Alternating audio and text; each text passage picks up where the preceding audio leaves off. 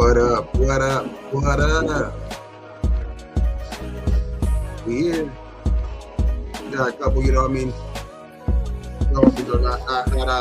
Not in yet, but you're gonna have a little smoke out hour.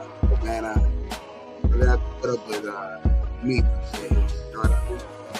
But we'll see if the homie can be able to put through. We're a little bit late, but yeah, what's cracking? But we here, man. Raider Nation Live. Good afternoon. The daytime outside over here on the West Coast. But what's cracking with y'all, man? What's cracking with y'all, man? Just checking in. You know what I mean? Earlier this week, we had a show. You know what I mean? But we had a couple moves. Since then, I think one good move. For sure, I approve of. You know what I mean? But yeah, man, let's get into it. Let's get into this show. Hey, man, how you guys doing? Shit. How are we, everybody, man? The Raider Nation, what's cracking? Let's see, who we got up in the chat today, man? Who we got up in the chat for right now? Shit, we already got up in the chat today. Let's see. We got Raider Ryan. What's up, man? What's going on, Raider Ryan? We got Raider Paul up in the building. We got Rob Pena up in the building. We got HCL Psycho. What's cracking, man? What's cracking? How you guys doing? Let's see. Brian Rice with a grace to play game. And as always, fuck the quiz. Yes, sir. Yeah, you can fucking repeat that shit 100 more times, man. It's always going to be fuck them. You know what I mean? Robert Pena, what's cracking, man? Yes, sir. Salute. Sacktown Raider, what's up, man? What up? Puff pass, you know it. We're gonna get into it. We're gonna puff right now for sure. Persian, what up, Persian? We got Edgar Sosa up in the building. What's cracking, man? Yes, sir. The Nation. We got the Yerp Raiders podcast. What's cracking, man? What up? Yerp, what up? Raider Paul, yes, sir. The always here, Raider Paul. I mean, we might disagree, but you know what I mean? Shit, I know he just wants the Raiders to win. I know it's in his own image, but you know what I mean? What's up, Raider Paul? What up, man? Raider Ryan, yep, yes, sir. Billy Davis, what's cracking, man? How you doing, man? Salute to you, man. We gotta work nights. Hey, hopefully we could, bring you some type of relief during this work, man. Get a little bit of listening in, this Sunday night. But we got Jeffrey up in the building. Thank you for being a member for sure, man. Raider Ryan is also too. Got PNW Mark Raider. What's cracking, man? What's cracking? Yes, sir. Myra up in the building. What's cracking, girl? What's up? How you doing? Sunday night. Hopefully everybody had a good weekend. Real Talk Raider Nation. What's up, man? What's up? We got Sacktown also. Sacktown also. Thank you for being a member, man. Thank you for being a member of the channel for sure. We got Night Owl up in the building. What's up, man? What's cracking, Night Owl? But yeah, man. Shit. I mean, since last time we talked, I know we had one good addition for sure, man. I think this is the type of moves that I've been kind of talking about. You know what I mean? Like, never was really, hoping that we were gonna get, break the bank. There's not really that many players left to really break, break the bank for. You know what I mean? So that's always been like a misconception to like, I guess people think that, I want them just to go spend money just to spend money. Nah, it's spend money to make this team better. And I don't know, man. I keep hearing, some people say that, like there's really nothing out there worth it. You know what I mean? Which I get. You know what I mean? There's a bunch of players out there who maybe are over the hill, or certain players that are, might be let go for a reason or something like that. But there's plenty of help that there's still left in this free agency that you can go out and grab, and you have plenty, still money left over to where, obviously case in point, you know what I mean? Friday, I think it was Friday or Thursday, where, they made a big time move. Another one. I mean, I would kind of just complain about. I've always been kind of, questionable about. Not questionable, questioning, just the 1 year deals, but I guess I don't know if that's what's their plan. I don't know what that, but obviously for this year, it's a good pickup, man, because I know we lost, the likes of Divine Diablo and Robert Spillane, but my whole argument was Landon Roberts was brought in for a reason, right? You know what I mean?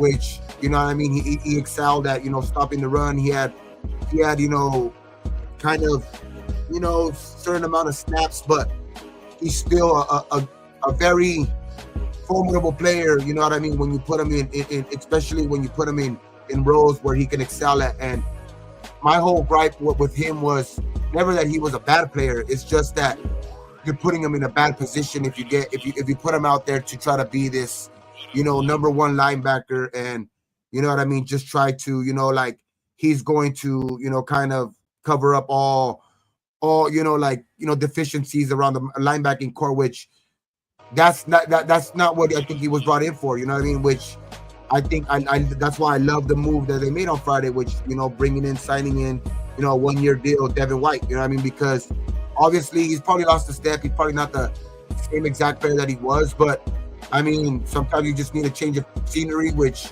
has been the narrative with other players, which I don't get that with this player. Like, I guess because he has a name and he's not the same player that he used to be, then people are talking shit. But when, like, you get a player like Stokes, or when you get a player like, and I'm not talking shit about Stokes, or I'm not talking shit about Chin, or I'm not talking shit about any of those guys, but the fact of the matter is that, like, you know what I mean, they've struggled in their careers too, and we're all banking on they're going to be better here because Pete and the coaching staff is going to coach them up and all of this stuff. But I kept hearing the narrative when we signed, you know, Devin White is like, oh, here we go with the bad, you know, like people saying there was a bad signing, which I have no clue where people are getting that from.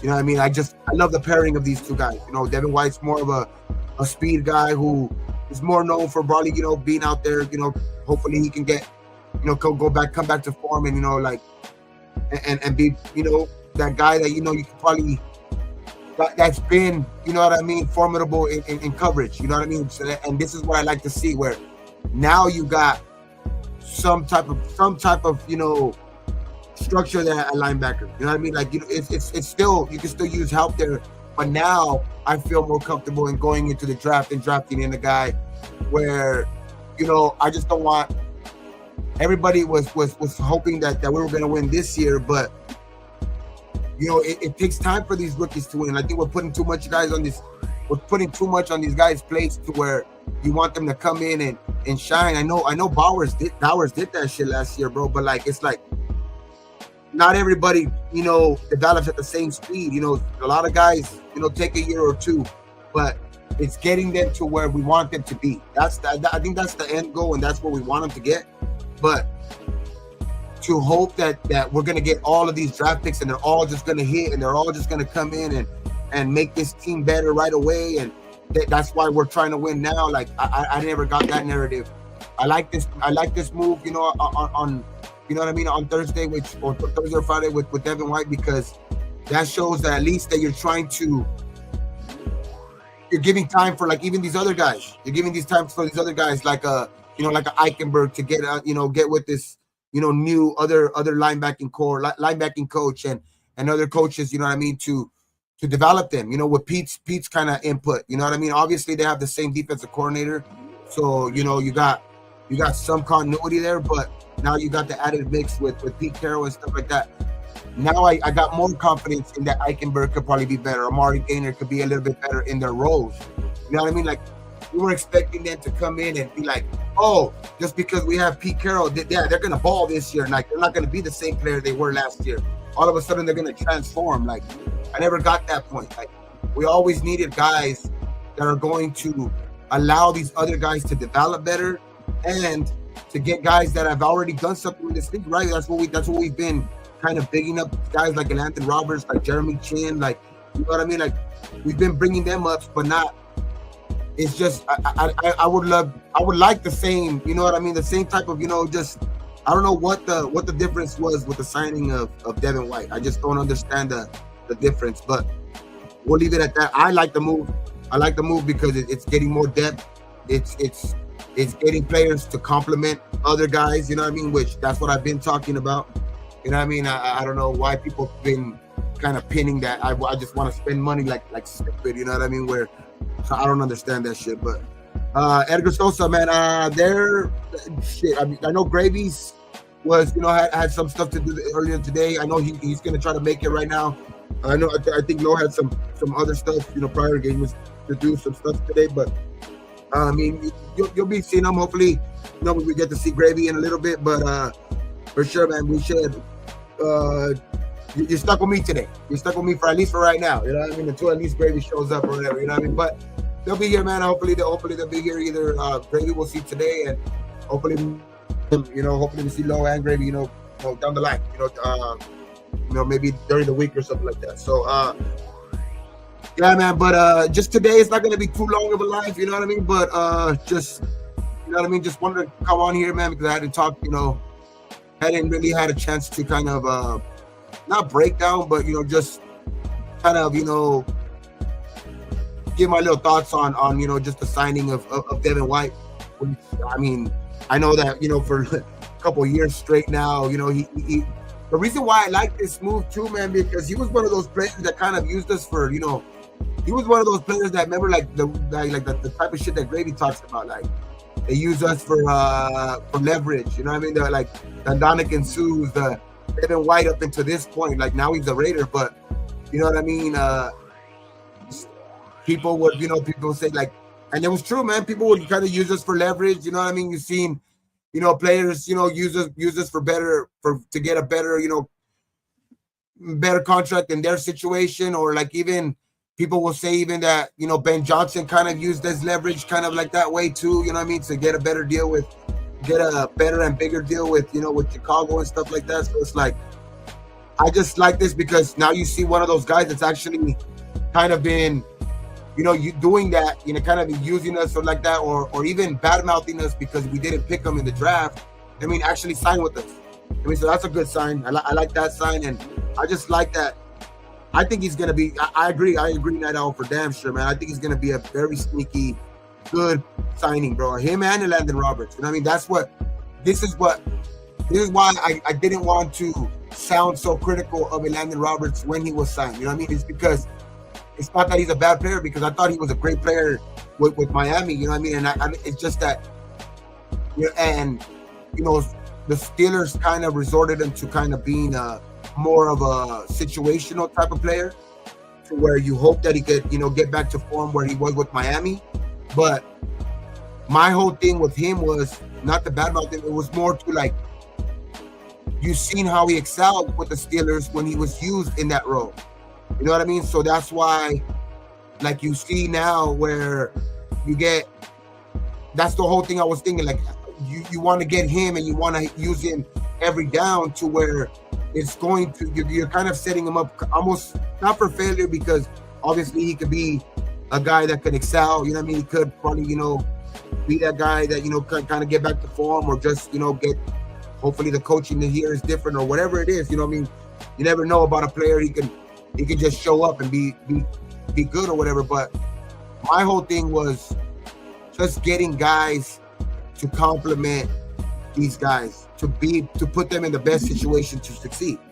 And I think now the Landon Roberts for me trade for signing looks even better now. Like, these are the type of moves that kind of elevate other moves, because now you get a Devin White who helps out even a Chin, even like because of his kind of like, if he gets back to, of course, you know what I mean, that Devin White that we kind of know, you know what I mean, like that he can, he can be out there in coverage and guards and kind of be very, very fucking, good in coverage with these tight ends around the league, you know what I mean, who have killed us over the last couple of years. I mean, over the last decades, you know what I mean? Like, tight ends have been one of our sore spots on defense. They kill us.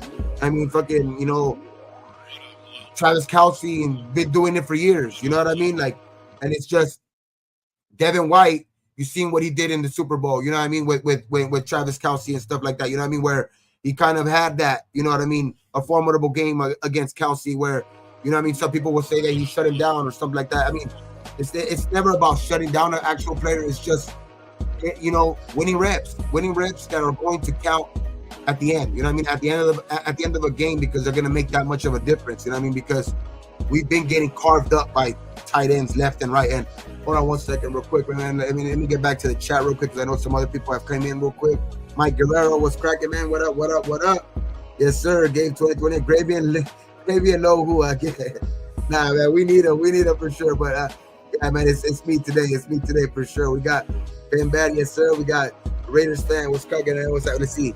Devin White fell off bad, but hopefully he can revive his career with us. I mean, that is the question mark, man. But I think that's the question mark with everybody, right? Like, I'm not necessarily saying that everybody fell off that we signed. I'm just saying, like, we're hoping all of these guys, we can get the best out of all of these guys. You know what I mean? So it's like, but I do think Devin White, you know, can excel in this type of defense. You know what I mean? I just think that, you know, we're gonna be a physical defense out there, man. That's one thing that I can't see this as being, you know, next year, bro. Like, it's gonna be a physical defense, man. It's gonna be. I mean, obviously, it's fucking.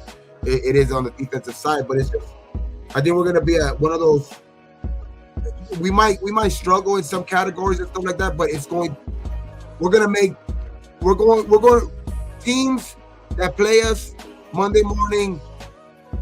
They're gonna have a big injury report. You know, they're gonna have a long list injury reports. You know, the day after they play us next year, bro. I really do think that. Like, I think that we're gonna get after that. We have guys that are, you know, bigger. You know what I mean? We might struggle in some categories where, like, they might get, you know, they might break down in coverage or something like that. But I just think that we're gonna have teams second guessing. You know, we're gonna have teams. You know, we're gonna have guys trying to come over the middle or like that. I know that it's a different ball game to where, you know what I mean, like, big hits are kind of like not the biggest thing in the game anymore. But I just think this type of defense is going to make people second guess, you know what I mean, in the middle of the field or go up high for footballs, you know what I mean, because they're going to leave themselves, you know, just vulnerable to a lot of these guys are big hitters, man. You got Polamalu out there that could hit, you know, you got Chin that could hit, you got now Devin White. I mean, I know he fell off a little bit, but that dude's known as a hitter. You know, Landon Roberts. I mean, you got a bunch of guys that shit. Without further notice, we got, you know, the homie in the building. It's cracking. We got Gravy in the building. Yes, sir. Yes, sir. I do. Jam my ass over here to get with you, bro. Hell yeah, man. We here. Breaking the law, man? bro. The G&G show tonight, huh? The G&G show tonight. What's up? What you got? Actually, let me see. Let me put this on the thing real quick. Let's see. We'll check this out real fast. Let's see. The Las Vegas Raiders. Let's see. Raiders 1-year deal. Sources say the Las Vegas has signed veteran inside linebacker Devin White for 1-year deal. Sources confirmed on ESPN. White has a connection with the Raiders general manager John Spytek and minority owner Tom Brady, stemming from their time together in Tampa Bay. Let's see, yada yada. Let's see. What are the any like numbers or anything like that? But now let's see what right here in Las Vegas.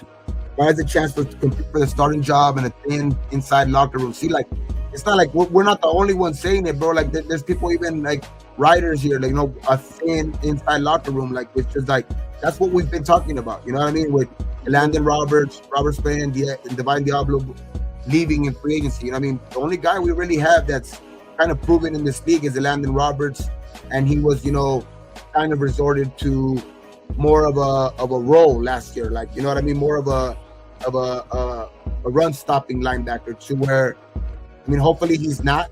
Hopefully that's not what that's what they used him for, because, you know, they had probably more depth in Pittsburgh or stuff like that. But I would just say hopefully that's not the case. But I do like the signing of Devin White to kind of offset that. You know what I mean? Obviously Devin White's not the player that he used to be, but at least he can. That's depth. That's added depth to this linebacking core, which I think was much needed, and I think it's still needed. I still think we still need to go out there and draft a linebacker. But what do you think about the signing, baby? Well, I don't know if you said this, but me and you are probably going to agree that it's. I wanted a Devin White, you know, 3 years ago, 4 years. Leverage? 4 years ago, you know what I mean? But yeah. Well, I mean, I think he had a bad taste in his mouth because the Raiders, you know, that I know recently they pulled it up to where I think in the draft I forgot they took Cleveland Farrell instead of him, and he made it known, like he's like, really, like, you know what I mean. And I think he always had that kind of he said stuff. They kept it. Yeah. He said stuff. Kind of in back of my. So that's why it was surprising. But this is one of the moves that I can directly point at and be like, okay, Spytek and Brady had some say in this for sure. Yeah. So they had some, you know, they had like their influence had a lot to do with him signing over here, because I wouldn't expect him to sign over here with the taste that from the draft of that 1 year that they left in his mouth. You know what I mean? Which I think that's the reason why he signed here, the biggest reason. Well, it looked like we got guys to stop the run. I guess that's what Pete wants to do. He wants to stop the run drastically. We sucked at it last year. You know, we were last in, I guess, run defense last year, or close to it. So he's just doing that, and that's important for the game. Important to, you know, if we're not going to be like last year, we have to stop the run. And then I don't know what we're going to do with as far as you know, White isn't really a big time cover guy. So, you know, I'm not going to be really stressed on that coverage, but I do like the pickup. You know, we got two little bangers there now. So we're going to stop the run, it looks like. I look like they're concentrating on that. You know, I'm still skeptical of picking up. You know, I think we're going to do it in the draft, like you said. And then we need to do it early so we get a good player. So that's what I see. I see the young guys starting to come in now, Gabe. I see, you know, the Bernies and what's the other guy, the guy from Ohio State, the rookie last year. I see them getting in there, and we still have Masterson. We still have Masterson, or what? I think so. We're hanging on to Masterson, huh? Masterson and Amari. I mean, Amari Gaynor, and Amari Burney. Yeah.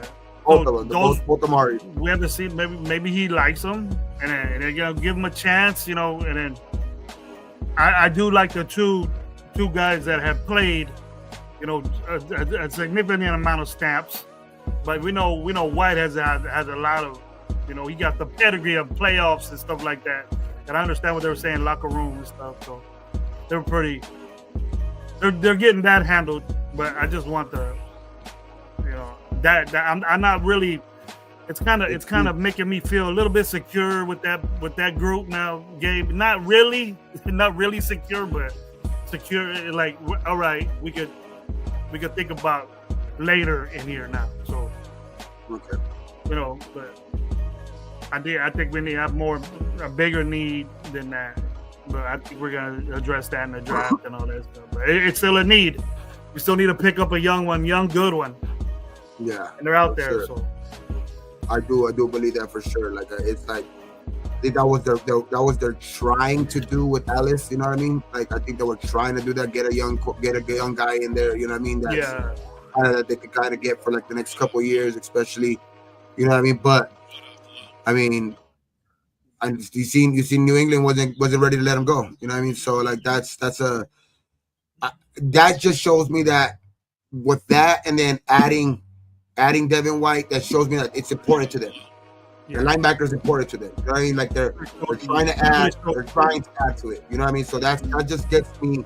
That gets me excited. You know what I mean? Like, I'm fucking linebacker at heart, so it's like it's like that gets me. That just always gonna put a smile on my face, dog, because it's like they're being aggressive to actually cover up a sore spot that we've had for years. You know what I mean? Like, that was one of the biggest reasons why I was upset. Which I know people could say, you know, like a bias towards Spillane or whatever it is, but he was a damn good player, man. It's like, obviously people could say that he left for too much money, or like he got overpaid and all that shit, but it's just like that was finally a good spot in our defense. You know what I mean? Like a middle linebacker, he was doing good, and he was playing damn good. He was a Pro Bowl 1 year. You know, one of the best fucking, actually in the last 2 years, one of the best top 5 rated, you know, run defenders in all of football. You know what I mean? Out of all positions. So it's like it was for damn sure it was hard to see him go, because he kind of brought some of that Romanowski, some of that Greg Beaker, some of that, you know, fucking Chris Morrison type, you know, linebacker back to, you know, the Raiders, which, we had been missing, which I hope that's kind of an emphasis now with seeing like that they're being aggressive and trying to recover there. You know what I mean? Trying to make it an emphasis. Well, that's been a successful position in a while since Spillane got here. You know what I mean? So we thought we got it handled. Besides his, the Diablo and them, it wouldn't be hard to replace Diablo. But with these guys, we still had Spillane, and we had one of these guys. We got Devin White with Spillane. I would have been hell yeah, let's go. You know what I mean? But even with the coverage, liabilities they have, but we need. Are we gonna put safeties there, slots there? I would rather do that. I understand why he's doing this, and I understand what's going on with this. I kind of feel what he's doing a little bit, but just the linebackers, you want an all-around guy that could cover too. And these two guys, they have to run though, Gabe. We're not gonna have any problems with that. That's what I'm saying. Like, we probably are going to give up plays where we, drop coverage or, just mess up in coverage because we're just, out of position or whatever. But like I was saying, like, I just think that the players, the type of players that they are, which I will agree with this, is that they are getting a play like they're already they're gonna have a defense that Monday mornings, you know what I mean? After they play the Raiders, teams are going to have a long list of people on the the damn injury table. You know what I mean? Getting some treatment for damn sure. You know what I mean? Because a lot of damn hard hitters out there for damn sure. You know what I mean? You got Chin, which we might have a problem with this coverage and shit like that, but he can damn hit. That was one thing he can do. He can fucking hit. I mean, Palomalu, he can hit. You know what I mean? That dudes are physical. You know what I mean? Like Devin White, that's one thing he can do. You know what I mean? That dude will put his fucking shoulder there. I mean, Landon Roberts too. You know what I mean? And you got guys that I think they're going to be physical out there. You know what I mean? So it's like, I like that part of our defense, but I just hopefully in the draft we do get players that are kind of hide that a little bit. You know what I mean? Maybe they can get players that are going to be good at coverage or something like that, where we're going to need it. We're going to damn need it for sure, man, because it is a passing game too. I know that we've had trouble with stopping the run, to where that's perfect. You know what I mean? I love that. That's what it looks like. We're going to get better in that category, but we got to get better all around in that shit. You know what I mean? So, but hopefully that the biggest thing is, I think the biggest part of that though is going to be, can the defensive line stay healthy?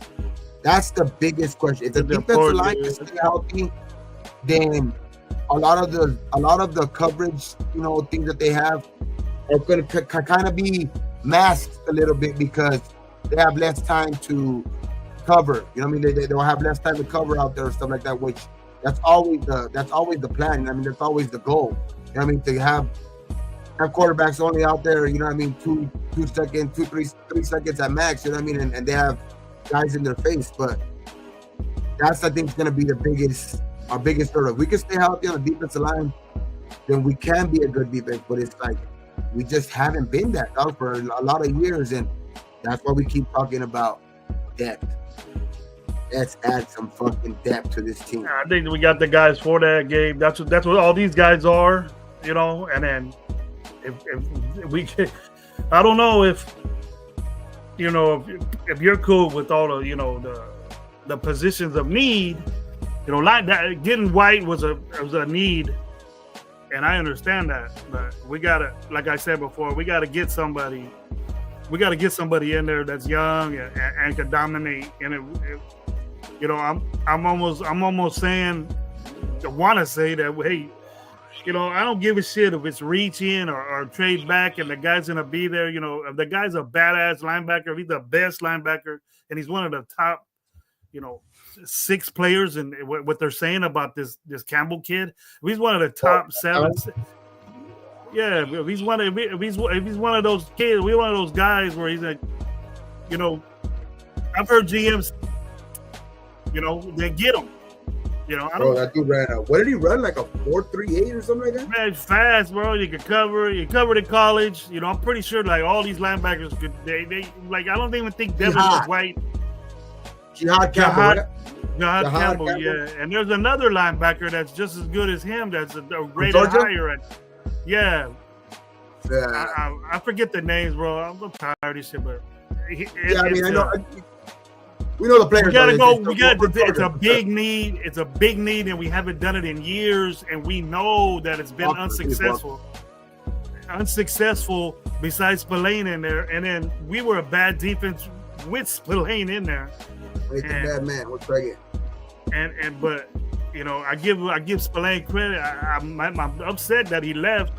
We don't have him anymore. But I got over it. These two guys made me more comfortable. That, you know, I know we're gonna stop the run. We're gonna have problems with that. That's his goal. That stuff, and that's part of football, dude. It always comes back. Every couple of years, Gabe, you've seen it. You stop the run, then you win games. And that's what we got to do, man. So that's some teams. Shout out to OG. Gonna have I guess he says, I'm grateful to have half my eyesight back for 15 months. Thank God, and hopefully I will get my other half. You know what I mean, after his surgery on Thursday. So prayers up for OG, and hopefully, man, everything goes good on surgery, and man, hopefully you can see, man, because hopefully you can see perfectly again, man, because I think we're going to be in for a good season this year, man. So we always want the OG to be able to see his Raider games. You know what I mean? So yeah, man, hopefully prayers up, man. Get better, OG. Get better for sure, man. You look at them Derek Carr highlights and really see what he looked like, because we know you're blind when you see him. Get that good eyesight, bro. Get that laser stuff in. I know it's gonna pan out for you, so you can see how really Derek Carr was. You just get mad when you just say something in the chat. My boy OG. He's hella cool. I want to say what's up to my boy Persian in there. I seen him in there too, man. What's up? Yeah, Persian up in here, yeah, for sure. That man up in here, hit stick stepper, yes sir, man. Cool Kev. Yeah, man, we got all, you know, all rolling in for sure. Raider Pete, yes sir. Man, thank you guys all for being here, man. Sunday afternoon, you know what I mean? Y'all could be anywhere, but y'all here with us. So, man, it's cool, man. I mean, that's all we've been preaching, I think, on this channel, man. It's never about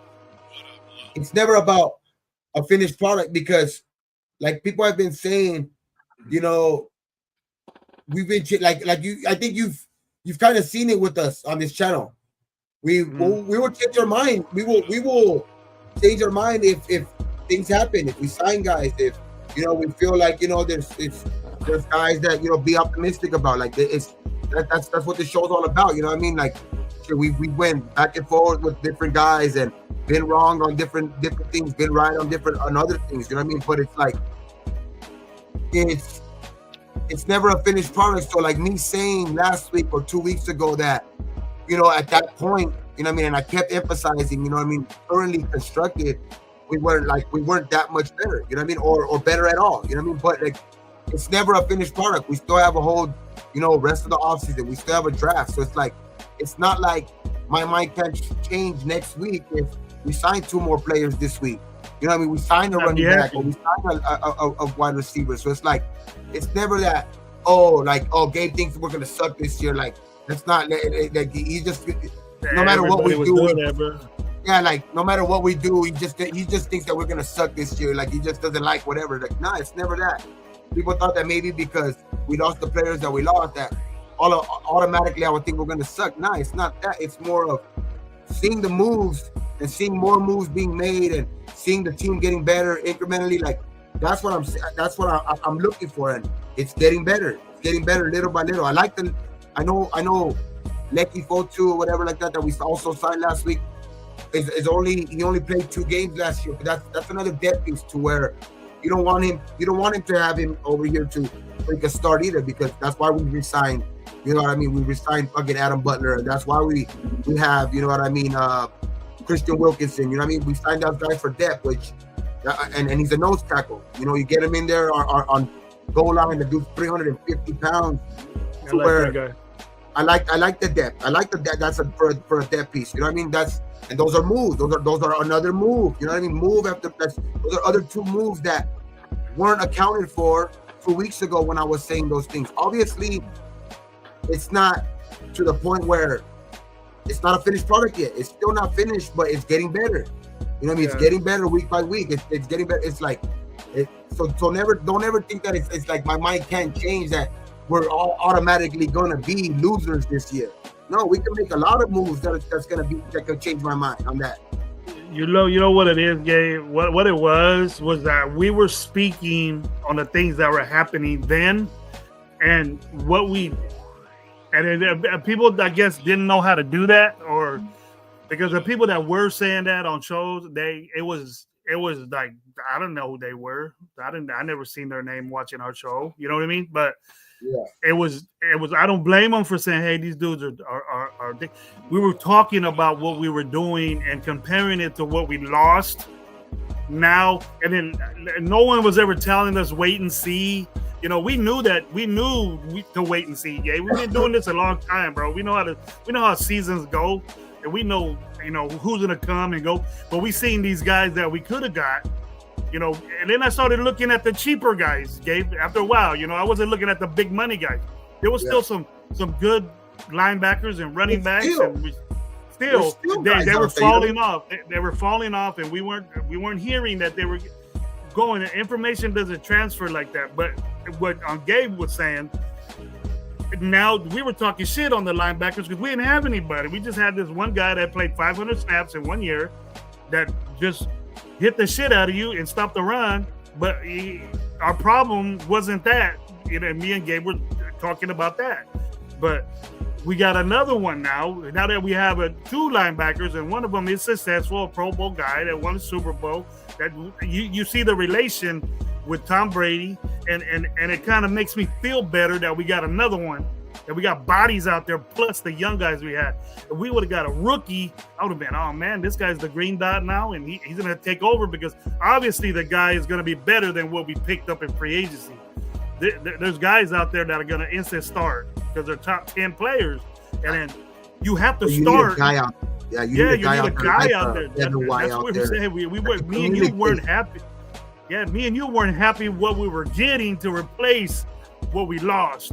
And that's what we were talking about. I don't know if it went through the brainwaves of people, football wise, but I'm not happy with some of the picks, and I wasn't cool with the way people just filled in. We're cool with Morig, we're cool with Spillane, we're cool. It wasn't like that with us. We were like saying that's a problem still. We lost Morig. And we got a guy that's a run stuffer, a hard hitter, but what's he gonna do in coverage? And it's not. We were just asking that question. Nobody would answer it for us, and then we would get knocked because we were just saying that. But it's not a big deal. Our secondary still the same. We haven't got anybody else, but I think we need to address that position later. But nah, I do like that. I know that there is some teams that have been very aggressive in free agency, to where, like you heard me right now, I'll also say like there's still talent out there, and where I like that free agency has kind of went slow for a lot of teams. Like a lot of teams have been incrementally getting guys, to where that kind of gives me a little bit more hope, because the draft's getting closer to where let's see what we end up with the draft, and then hopefully there's still some of those players that are out there right now after the draft, to where you have a more of a clear understanding of to where, okay, now we got at least some young guys here, to where, okay, now we're gonna need help here, so let's go get a veteran for this group. So it's like I do like that part, but and I do like that there's still money left over, but hopefully that keeps adding up. Like that's So and the only thing the question is too is like, I get like, what is the rush, because you want to see if you could draft a quarterback or whatever in the first round or whatever, but damn, dog, like the Geno shit is kind of weird to me. It's feeling weird. No fucking, at least not even a press conference. You don't need to talk to the media. No press conference. Nothing. Like that's just that's the weird part to me. Like I get what's the rush of having to extend him or whatever like that, but obviously he's on the team, so he's on there for at least a year, right? Regardless of what the situation is, he got traded here, so one way or another he's on this team for one more year. right? Because he already got that roster bonus. So why hasn't he even talked to the media? Why hasn't he even fucking had a press conference? Everybody else did. But what I'm hearing, bro, he's just working out. He's balling. He just in the zone right now. That's what I'm hearing. He's in the zone right now. Like, damn, working his ass out. Hey, at least introduce them to the fucking nation. Introduce them to the fucking media. You know, the beat right. Like it's just I don't know. It's just a weird situation. Bro. Never seen it. That's what I'm saying, bro. I'm saying we got a quarterback for a year. And then it messes me up when I'm thinking about the draft. Are we going to get a dude? Do we need that? We need a running back to help. We know we got Geno, okay? Now, if these guys are good, they can work out a deal with him, whatever. But I know Geno, what up, all lives, my personal partner. I know we're not going to sign. He doesn't want to play for 1 year, bro. I know that. It's just a weird situation. He going to want to play for a little bit.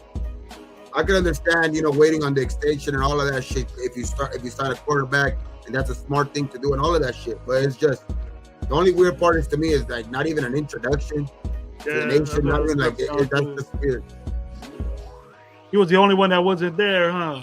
Yeah, and he was the first one signed, and he was the first one traded for. Like that. That's the weird part. Like it wasn't like he was like this came after all of those guys that got signed in free agency and they had their own press conference, and that's why he couldn't. Like, he was signed before them. It's just like he was traded for before them. It's like, it's just, I don't know. To me, it's weird. Nida, man. Why you say that? Why you say that, Nida? Damn. Really? Dude, we get Genty, I'm gonna be happy as fuck, bro. Like, I know people have been saying, like Genty, like that. Genty get deep that defensive lineman. Shador, I don't want. Like I've always been saying that Shador. I would want Shador if he's there at 6. Take Shador. But like, there's not 1 ounce of me that would be mad if we take Genty. Nah, not me neither, bro. We need it. And then, you know what? I like the kid from Carolina, and then it's easy to say, Gabe. I'm hearing people. Oh, it's all right. There's plenty of running backs here, and we could get them in the 3rd, 4th round. But what type of running back are you gonna get? You know what I mean? There's not of all these running. If you got so much time and picks to get a running back in the 4th round, what type of running back you think you're gonna get? If those running backs were so good, and we could get one anytime, any place, then they would be 1st round guys. You know what I mean? And the only legitimate 1st round guy, top 3 player in the draft is what they're saying about this kid is Genty. He's the only one. The Hampton kid is a projected 2nd round, later 1st round guy. And there's a big gap between Genty and Hampton. So if that guy is there, he's the best running back out there. He has the stats, and he has looks like a fucking tank, dude. Get the dude, bro. We have to have somebody like that. He changes the game, what he does, and if you dissect it, you can't dissect Genty and Hampton and not say these 2 guys are badass fucking running backs. And then if you say, oh, Henderson and Junkins, you could get in the 3rd, 4th round, that's the type of running back you're gonna get. You know what I mean? The running backs that are hot today, the running backs that are on good-ass teams today, look at all of them and see when they were picked. They're all 1st round guys. So what's our problem? What's our problem not being in the know now and doing it? The 2 best running backs in the NFL. Well, Saquon was a 1st round pick, wasn't he? Yeah. Right? Gibbs from Detroit. Wasn't he like the 2nd pick? Or Gibbs like was a high pick. Bejan was a high pick. Mixon was up there. Fucking all these teams. Jacob wasn't a high 1st round, but he was a 1st round. The 20, yeah. And we look at these guys. Oh, we could get are we gonna get better? Is just being satisfied with this balanced little bullshit that we're getting. On the 3rd, 4th round, you could get a running back because there's so much of them available. Yeah, there's a bunch of 4th and 5th round quality guys, but they're not ballers like Genty, bro. Genty's different, and the Hampton kid is different. They're gonna change your team right off the bat. right off the bat. And those are the type guys we got to get. You know, Michael said that Amara Hampton is better. To me, the overall best back is Hampton. To me, he does more with the South, but Janty is a better runner, man. He's a better running back, and certain things that he does is better. I think for this offense, he's not battle tested. Not shit. He ran the ball fucking almost 400 times, bro. Damn. He's not battle tested. It's like, damn, the bro. ball was 400 times, bro. So it's like, I don't understand how not battle tested. Like, you play in a Division I college, regardless of who they put in front of you, to not rush have a game under 100 yards in the whole season is different, bro. That's just different. And then they said, oh, he got blown up in the Penn State game. That was Penn State, bro, against Boise State. We know that. And that's battle tested. 100. He was balling over there to balled on Oregon. He almost beat Oregon by himself. And Oregon was the number one team in the nation, bro. A grip on time. So I don't know what people's discrepancies are. And this is the way it goes, bro. And I coach running backs. In the year before when he wasn't trying to go for a record, he balled out the same way. Yeah, he caught for 600 yards. Yeah. He received for 600 yards. You know what I mean? So it's like, it's not like he can't catch the ball either. He got vision. He could move his feet, bro. His feet, his little jitter steps and all that, man. He got all that. So we gotta. I wouldn't be. I would be happy if we get Janty. It's just crazy how Boise State's been part of college football for years now. They've been part of college football, you know, like a good program for years now, but he's not battle tested. I don't understand that. It's like, I don't know why people shit on Boise State so bad. It's like, what the fuck? Dude, he's 5 pounds. He's 5 pounds more, bro. He's a little guy, but they don't need to be big. What do you want these big, high-stepping running backs for? Yeah, everybody know how big LT was? He was 5'9", 5'10". All them guys were under 6 feet. All those Marshall Falk. How big was Marshall Falk? How big was Charlie Garner? How big was, you know what I mean? Like all these guys. I don't think Gibbs or Bijan's over 6 feet. They want these big old high-stepping guys. That's not the way running backs do it now, dog. Look at how he's fucking built. That's a perfectly built running back. Low center of gravity, fucking built like a tank. That's a perfect fucking running back build. 5 pounds. Hampton's 5 pounds more. And I think Janty's better all the way. There ain't no way he could go to Boise State and rush for 2,000 yards. Is Austin Eckler big? Nah, he's a little motherfucker. Dawson Eckler, he's way little. Was Darren Sproles big? Nah, they're bad running backs too, dude. I give them all that love. I give running backs love. No, but that's what I mean. It's like anybody. Running back. Is Josh Jacobs big? Josh Jacobs like 5'10". 5'10", not even that. Shorter. It's like none of these. He's just as big as Janty. He's just as big as Janty. He might be a little bit taller. When a running back is 6 feet, they're considered a big back. Mm-hmm. They're a big bowling ball back. They're 220, 6 feet. Oh, he's a monster. That's a Marion Hampton right there. But because Janty's 5'9", they got the quickest feet, and he's not a high stepper. That you got to look at this dude and see how he's moving through bags and stuff on his pro day. Like I was watching him, dude. His feet hardly ever feel like they're coming off the ground. He takes steps that quick and that jittery. Man, he got it, bro. He got it already. You don't need to be taught nothing. Probably just some pro. But that's what I'm saying too. Like, some pro things he needs to get taught, but he's good at everything. That's why I say I'm not gonna be mad if we don't take him either. Like it's because.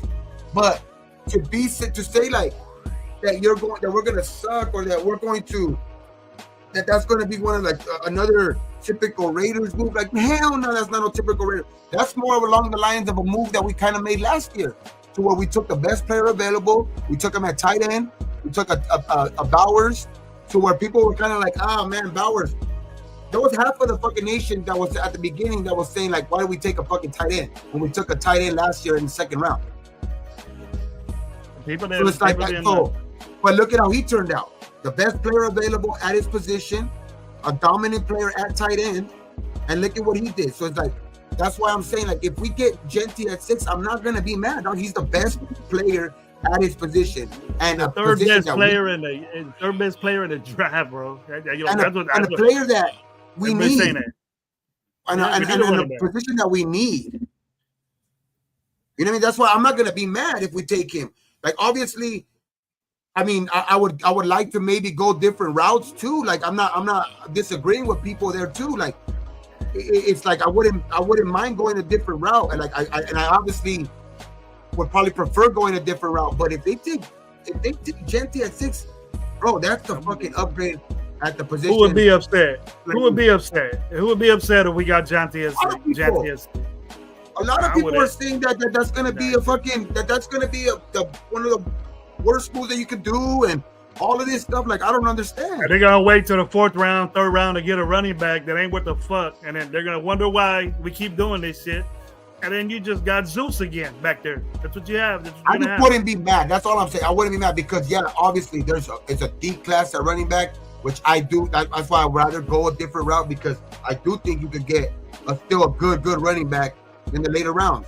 But bro, if you get Genty, he's different. And you get him for years, bro. If he's good right off the bat, you got him for years, bro. Like all these Detroit and Atlanta, all these motherfuckers got these dudes for the fuck. They're gonna give him a 5th round option, and they got him for years.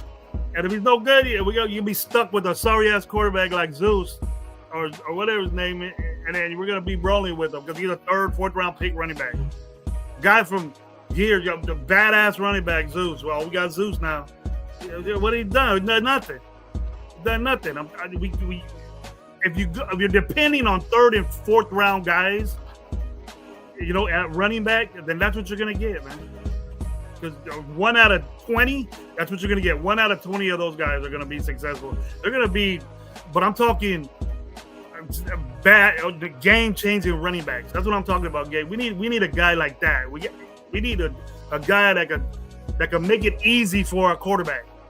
If we just had a running game, AOC would be a better quarterback. Minshew would have been a better quarterback. If we just had a running game. He's going to improve that position immensely if we do it. Like, I do think that we can, a lot of these players can improve that position. That's why I keep saying I'd rather go a different route. But come on, we can't stay that. We can sit here and be like, oh damn, that's a horrible fucking move. Like, we can't sit here and say that's comparable to like I keep bringing up this name, Shalik Calhoun. You know what I mean? Like, that's not, no. We get, not I didn't say second round. Or at this point, Tyree Wilson. Or at this point, Tyree Wilson. You know what I mean? So we need to make up for that, bro. They owe us for that bullshit, bro. And I want to give, you know what? We ought to be happy that, I don't want to pick like this high anymore. I don't want to be 6 next year. That's why I'm so emotional. That's why me and Gabe are so emotional on this podcast, because we don't want to be picking fucking 6. I want to pick 28, 20. I want to be down there, bro. Yeah, for real. 30. I want to be 32, to be honest. Yeah, I want to be 32. So I'm not all excited picking. I want to be able to say, yeah, man, let's pick down, get extra picks for the next year and all this shit like all these other dudes are doing. Like, get a 4th round badass little running back or something like that. That'll be cool for a backup. But then behind Genty, you know what I mean? But Genty right now will be an impact player on our team right off the bat. For sure. And he's gonna get a chance to. So don't get mad if he's in there and you guys are wearing whatever number 2s and shit, and then he's gonna be balling out. So if he balls out. Because what do you think? Like, okay, I know it's a different ball game. Obviously, it's the pros, but he never had a guy like a fucking Bowers that people have to double team for and can't put an extra guy in the box or something like that because they have to put that guy extra on coverage on Bowers. You know what I mean? So it's like, it's just, I'm telling you, dog, like with having a tandem like that, a running game, and then like having Bowers, you know what I mean? Obviously, I would love Shador Sanders if he's there or whatever like that, but bro, that just makes, I do really have I don't know, man. I think just Gentry makes this team. I think any running back can make this team a better, but Gentry could just straight day one, man. This is some amazing shit, bro. You don't running back. You can't. I don't care if it was Boise. Just imagine if it was.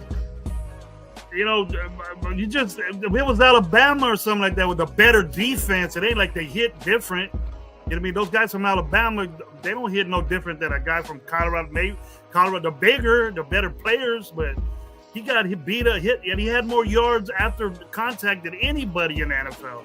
And I was during the fucking tournament or whatever they was in. You know what I mean? They made that shit, bro, because of him. They didn't have Gentry. Boise State wouldn't have been shit. Would have been nothing. Oh, little Mikey, Trent Richardson 2.0. Then I think that. See, we're so dumb at doing shit like that.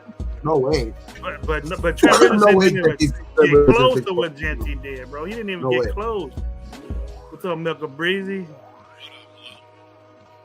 It makes This guy is different, man. I think he's gonna be different. But I do agree with people like, yeah, we could go a different route, but it all depends too. Like if Shador or the guys that we've been clamoring for are not there, like what would be the problem of taking Gentry at 6? If say Mason Graham gets taken, say Travis Hunter's not there, or Abdul Carter and Cam Ward are not there, like what like Gentry's I think should have been the fucking, to me, he should have been the Heisman last year. He was the best player in college to me. But I mean that's debatable. Like people can debate, and it's obviously they have a right to debate because obviously Travis Hunter did some crazy things too. But bro, it's a reason why he was that good. It's just like he's not there by accident. It's not by accident, bro. How's Jucky's right? Maybe he sees a little Reggie Bush and maybe he sees Reggie Bush and Gentry. I would see. I could see that. But he's probably not as fast. But Reggie I think Bush was go along the lines of being so successful in college and not being successful in the NFL. I think that's what they're trying to point to. But I don't see it like that. But why can't we? You know, no one bitched that. Why can't we be like those other teams that are in the playoffs with good running backs, man? You know, who knew that? I just think he's a physical back. Only the Ravens fans were banking on Zeus to do something. You know, only we were. Ain't nobody talking about that. People all around the NFL are talking about this kid, and we don't want him. It's too high. This guy's one of the best players in the college game, and we're saying we don't want him. Nah, go ahead. Let somebody else have him. Anybody in our division would get that motherfucker. Anybody. It's just crazy how there's so many good running backs in this college, and he stands out head and shoulders above all of them. Yes. And we don't want to pick him. We'll rather wait to get a guy that's a third, fourth round draft guy. Like that means something. He's graded that way by professional NFL guys. Gentry's the third best player in the draft. I just think that points to how good he is too, dog. Like to have this deep of a fucking draft class at running back, and you still being that much better than all of those guys, like it's like that just proves how good he is. I think to me, but like I'm trying to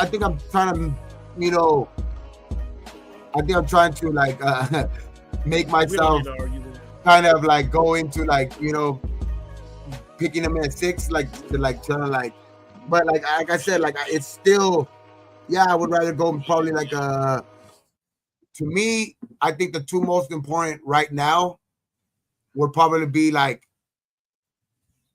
either, I mean, if they're there, like these are the only two guys that I probably would take if they were there above Gentry. Like if these three guys were there, like, and it's, to be honest, like if Shador or fucking what's this that fucking Abdul Carter were there, those are the only probably two guys that I would probably take over Gentry at 6. Like if they were there. You want to take Travis Hunter if he was there? No, Travis Hunter, we need a corner. So we need a corner too. That's two needs right there. That's two needs. Yeah, because we do need a corner too. So yeah, but probably Travis Hunter too. but that's not many guys over Gentry. There's not many guys that would take over Gentry if they're available at 6. The guys you mentioned will probably be the only ones. There's a good offensive lineman in there, and then Mason Graham will be there. Cam Ward too, but I just don't believe he's going to be available. Nah, he's not going to be there. He's going to be the first pick, I think, or Abdul. But Abdul scares me because he has a foot problem, and I hear different shit about him. But he ain't going to be with it. He ain't going to be there, so I'm not really.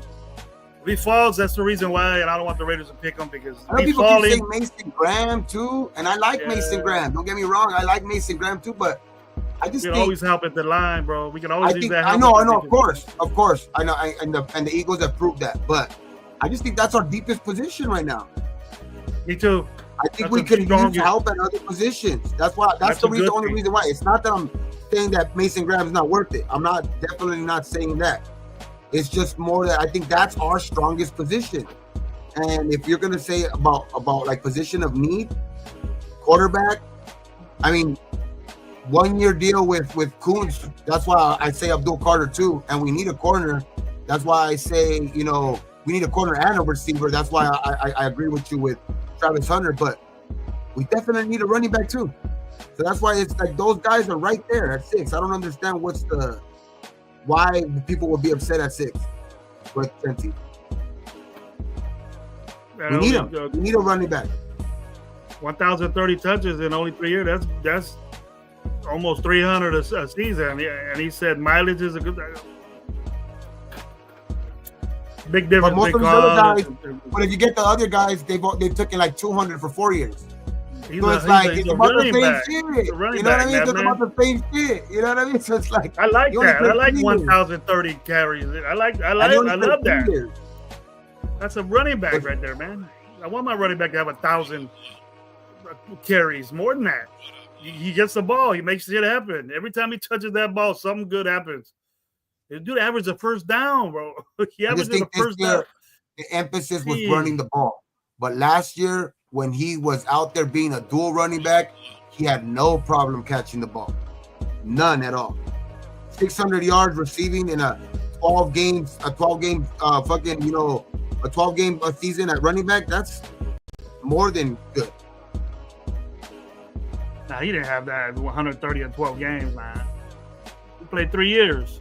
You said 3 years. He played 3 years. Over 2 years. And he never had under 800 yards. He never had under 800 yards rushing either. He never had under 800 yards rushing. How many carries did Hampton have? Look at that. He's not going to be more than him because he was a sole running back on his team. You got to worry about. But I could definitely remember Saquon was the workhorse at Penn State.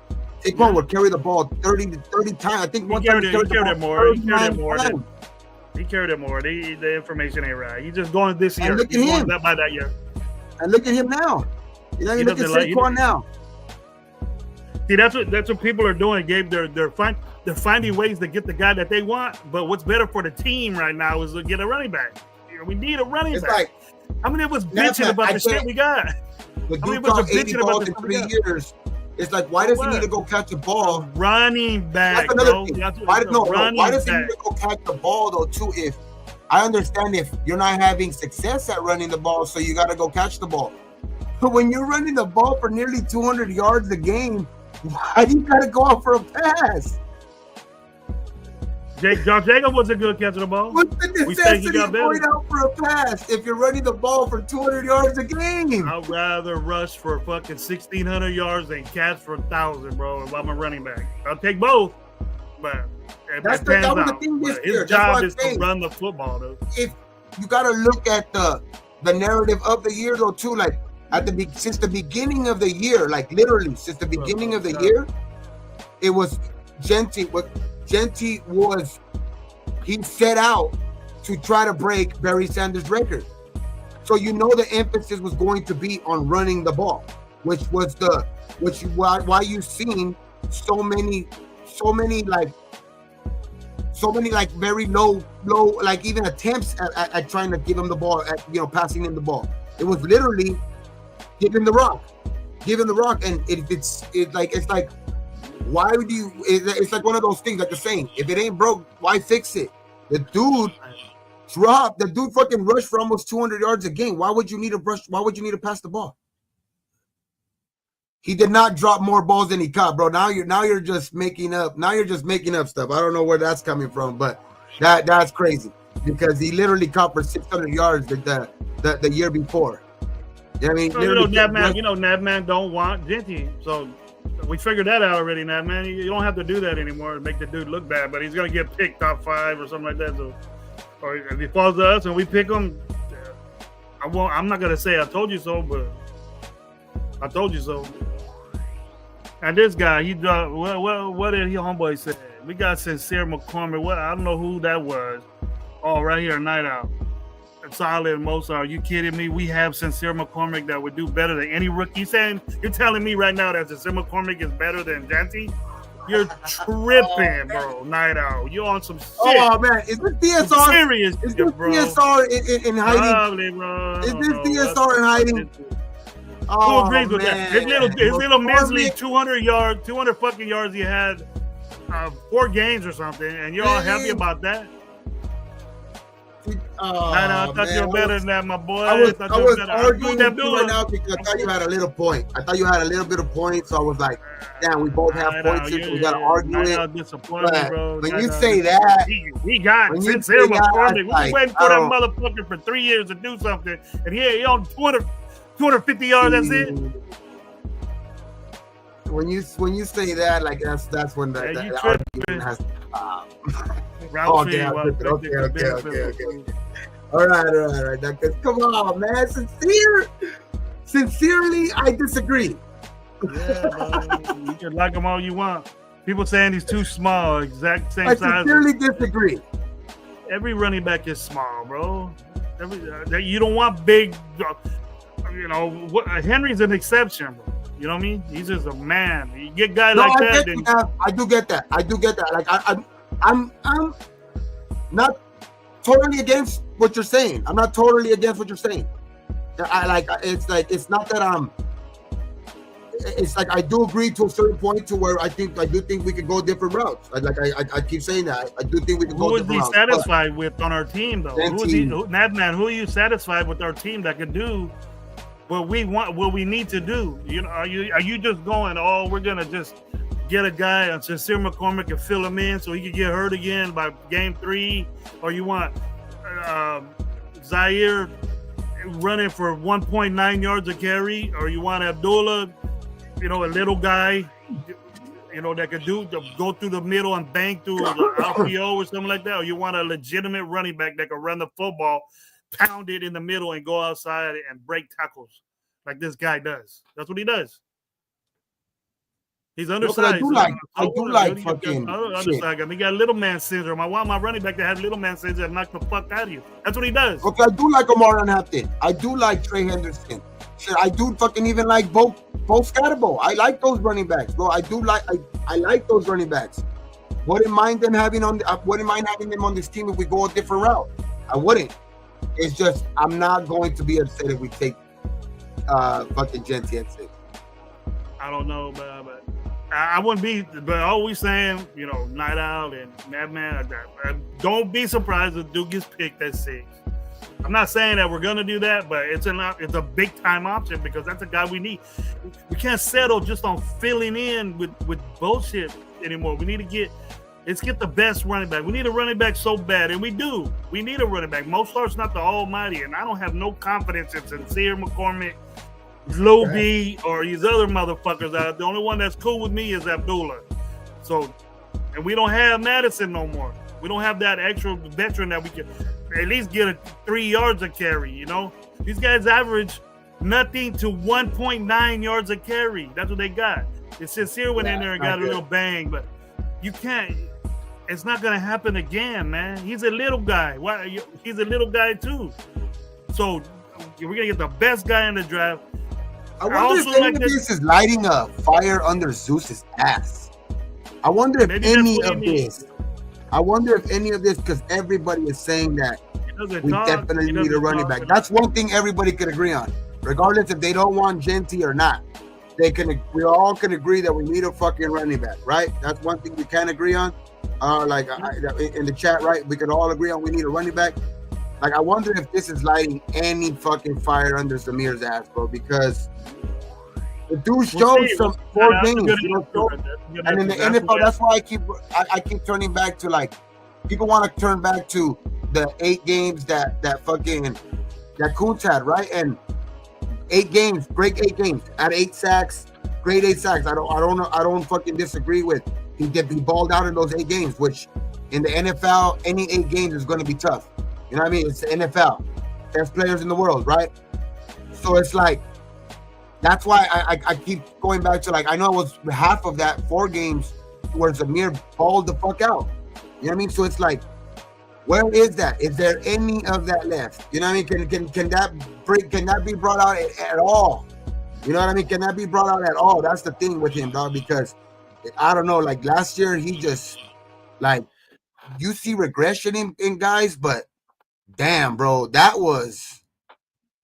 it seemed like he never fucking played running back before or something. That's what it looked like, bro. Like, you know, having confidence in yourself, and it's super, super important, Gabe. Being confident in your ability to run the football. And if you don't have that and you lose it and start making excuses in your head about the offensive line isn't doing what they're supposed to do, or they're doing things when I'm in there and all that shit, you know, you had all year to settle that shit, bro. So I don't know what happened there, but I was banging for him too. I was like, Zamir has to have a good season, and I thought he would, but he just didn't do nothing. He started off the gate bad, and it affected our team. We lost games because we didn't have a running game. Several games. What type of? I haven't looked into it, which I will get into that. I don't know if anybody in the chat kind of familiar, but we're like with what's his name? Brendan Carroll's fucking, you know, kind of scheme, his blocking scheme with the offensive line. Is he gonna go zone? Is he gonna go, you know, power blocking? You know what I mean? Because we did see the one area where he did have any fucking success was power blocking, right? The zone blocking, he can't do it because he runs right into the back of his fucking blockers and all of that shit. Like, it's just, I don't know if that's the problem. If they go back to that type of scheme, would he be able to be, you know, effective again? You know what I mean? Which I want to look in more into, like, what Brendan Carroll's type of scheme is. You know what I mean? Has he been he's been an offensive coordinator? I mean, a offensive line fucking coach before? Yeah. So he came from that, the running game coordinator, offensive line coach. He's not new to him, but plus he has the older guy, what's his name? The guy that was there last year, Philbin. He's there too, offensive line wise. So he's a guide, and actually our offensive line did better when he took it over. You know what I mean? So was Seattle? Was it when Seattle? When Marshawn Lynch that was more of a power scheme, right? With I didn't really pay attention to them that much. They throw the ball a lot, and they had Walker there. Yeah, I think they did some RPOs with Walker. They probably did both. Gabe, I would say there were multiple. So probably did. You can do that, but you just got to have the offensive lineman to do that. You know? I mean, you can't fucking also, you can't be worried. I can't be worried about that, like, just because of one player either. Like, if just because one player excels at power blocking scheme, that can't be the reason why, you know, the whole fucking offense or a certain type of coach changes his game to, like, if Zamir can't fucking find a way to get, you know, be effective in a zone scheme, you know what I mean? Then he's just gonna have to either be cut and go to a team where he can or not. Some guys are good at zone guys, and some guys are big, powerful backs that like to go through the gaps, and it all depends on how confident you are and how you trust your linemen and they trust you. Just the confidence in your running game, bro. Once you get moving, you can't stop it, Gabe. You've seen it before. You've probably been in games trying to defend it. If your running game is packed, then you ain't gonna beat that team, man. So this is the start of that. You know, getting Genty 6 is if we do that, then Pete Carroll says, I want to run the damn ball. And it just looks like they're trying to build the team into like what AP was trying to preach last year. Remember what AP was trying to preach last year? We're gonna run the ball and run the ball and just be smash mouth on defense. Like that looks like kind of like what they're trying to do this year. And that's why it makes sense with Genty. That's the reason why I say Genty makes sense, because Genty looks like that powerful back that's going to be able to run in between the tackles, is fast enough to go outside too, to where like it looks like he's trying to be that on both sides. Be a fucking hard hitting defense that's going to be in your face all the time, be at the line and trying to get to the quarterback as much as they can. They might get beat sometimes, you know what I mean? That's what they're gonna live and die by that, you know what I mean? So I can see the defense being that way, but I could also see him building the offense in a little bit of that type of like vision too, you know what I mean? To where it's smash mouth, run down your throat, like that type of shit, to where that's the reason why I say Genty makes a little bit of sense, like makes even when he was at SC, bro, he had big running backs, you know what I mean? His running game was that way, you know what I mean? He went out there and plucked beast mode from Buffalo just for that. He was out there with Sean Alexander. I mean, that's probably before him, but who do you have back there? Carroll runs zone. All eyes on G. Oh, wow. Yeah, sorry about that. So fucking Zeus better. I don't know. Zeus better be doing stuff this offseason. That's the whole NFL, bro. The NFL switching the zone. It keeps your linemen moving. And you don't have to get big, gigantic guys, because they would just get the bigger the guy and put them there so he can overpower guys. But now you got athletic linemen that go out the wayside. You get good players in now, offensive line wise. So Genty vision is what makes him worth the pick. We haven't had a back with solid vision in a minute. That's true, man. His vision is what gets him yards. What make that little cutback or be able you got to look at this dude's pro work, bro. Look at his pro day. If you guys wanted to change your mind on this guy, look at his pro day and look at how he uses his feet in situations where he needs to make moves.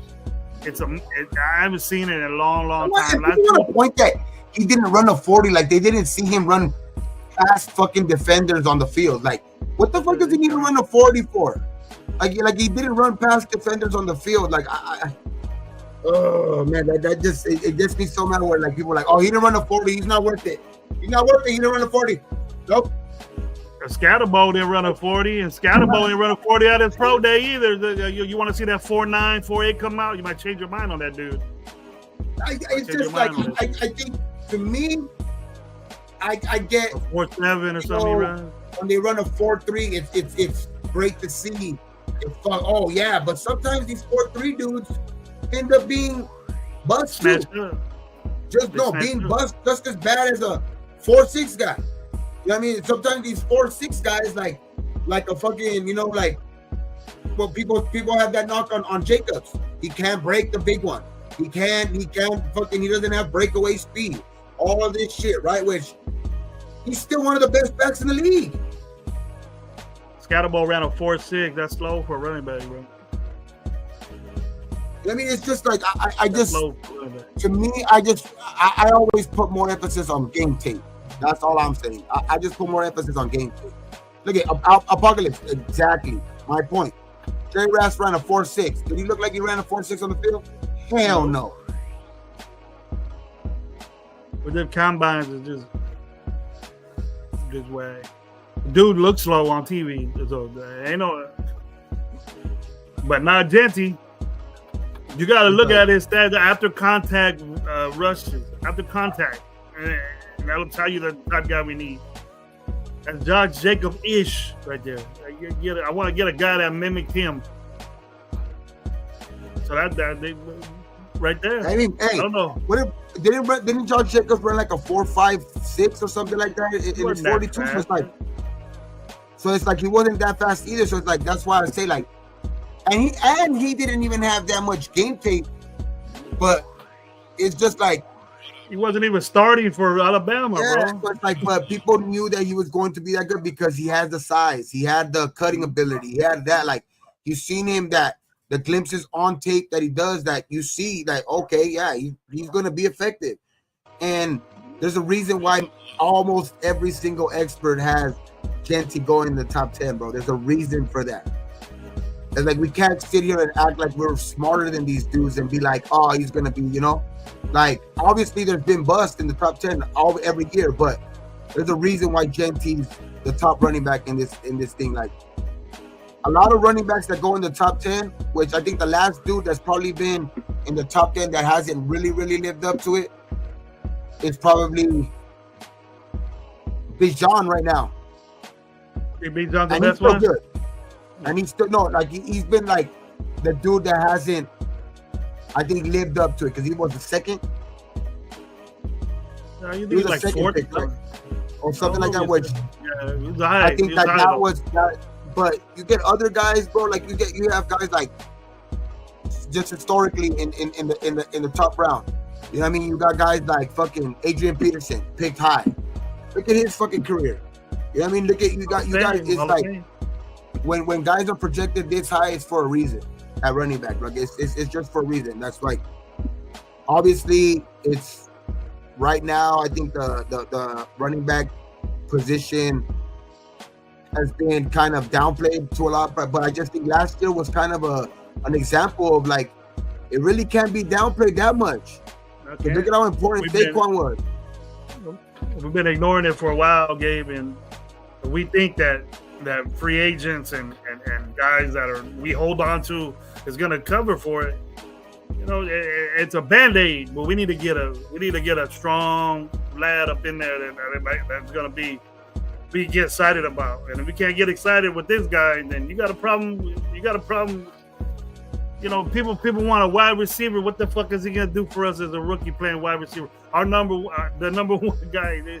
We think no, it ain't gonna happen. Your running game wins football. That not a receiver. We got that. And bringing that up, what you think about the Renfro deal, Gabe? You want? I was telling myself, I'll take that fool back. I would take Renfro back, but I just don't understand why they're having meetings with him and not like a Lockett. Like what like you know what I mean? Like that's tough, bro. That's tough for me right now. I like Renfro and getting him back on the team to be like more of a. I think he's gonna come into more of a year off of football and his last year in the NFL wasn't really that good either. I mean, so it's like I think he's gonna come in more of a mentor type role. You know what I mean? Because this team is a younger team where you'll probably get some snaps here and there, but I don't see him coming back to be a third in Renfro. You know what I mean? Being that guy again. You know what I mean? Like, hell yeah, bro. That'd be the Lockett right there. Like I like him. I like him to be a guy, mentor type guy, but I just think that there's other guys that we might be able to be looking at right now, like especially a Lockett. That's like the main guy. Like I don't mind though Renfro. I don't mind Renfro being back on here if people are gonna sign up for cheap. I mean, let him come back to the Raiders and shit like that. He's done guys, but he might take a roster spot though too. But we have plenty of those. Shit, at this point we have plenty of those roster spots. Shit. I was just like, wow, that he went and visited the Raiders. I don't know if he wanted to piss all over the restroom or something. I don't know if he was mad or whatever. It was like, all right, I like this. Yeah, it was an unfortunate. I think McDaniels fucked him up. You know what I mean? He wasn't,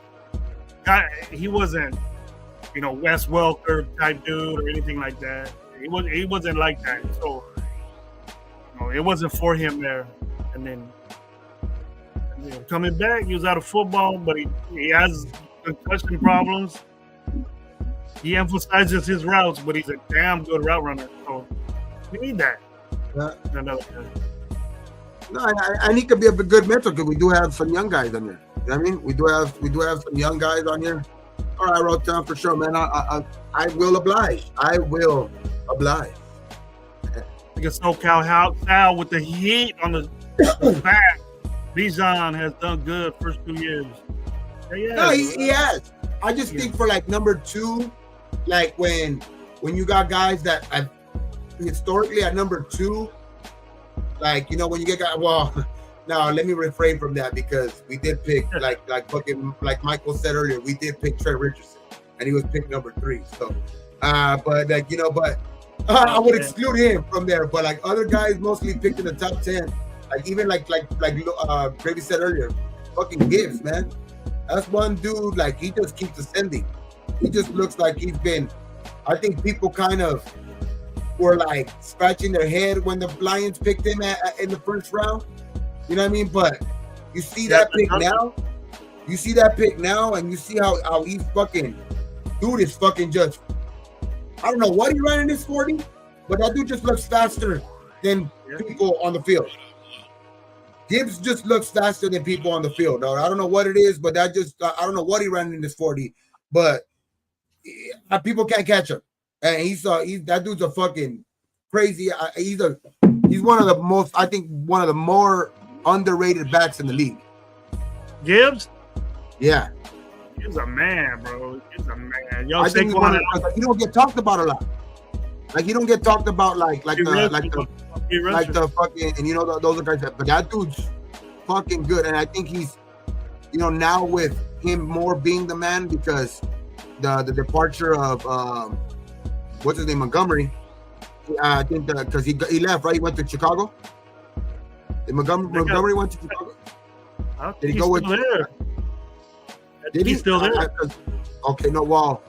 The Bears got Swift. The Bears got Swift. I got him last year, though.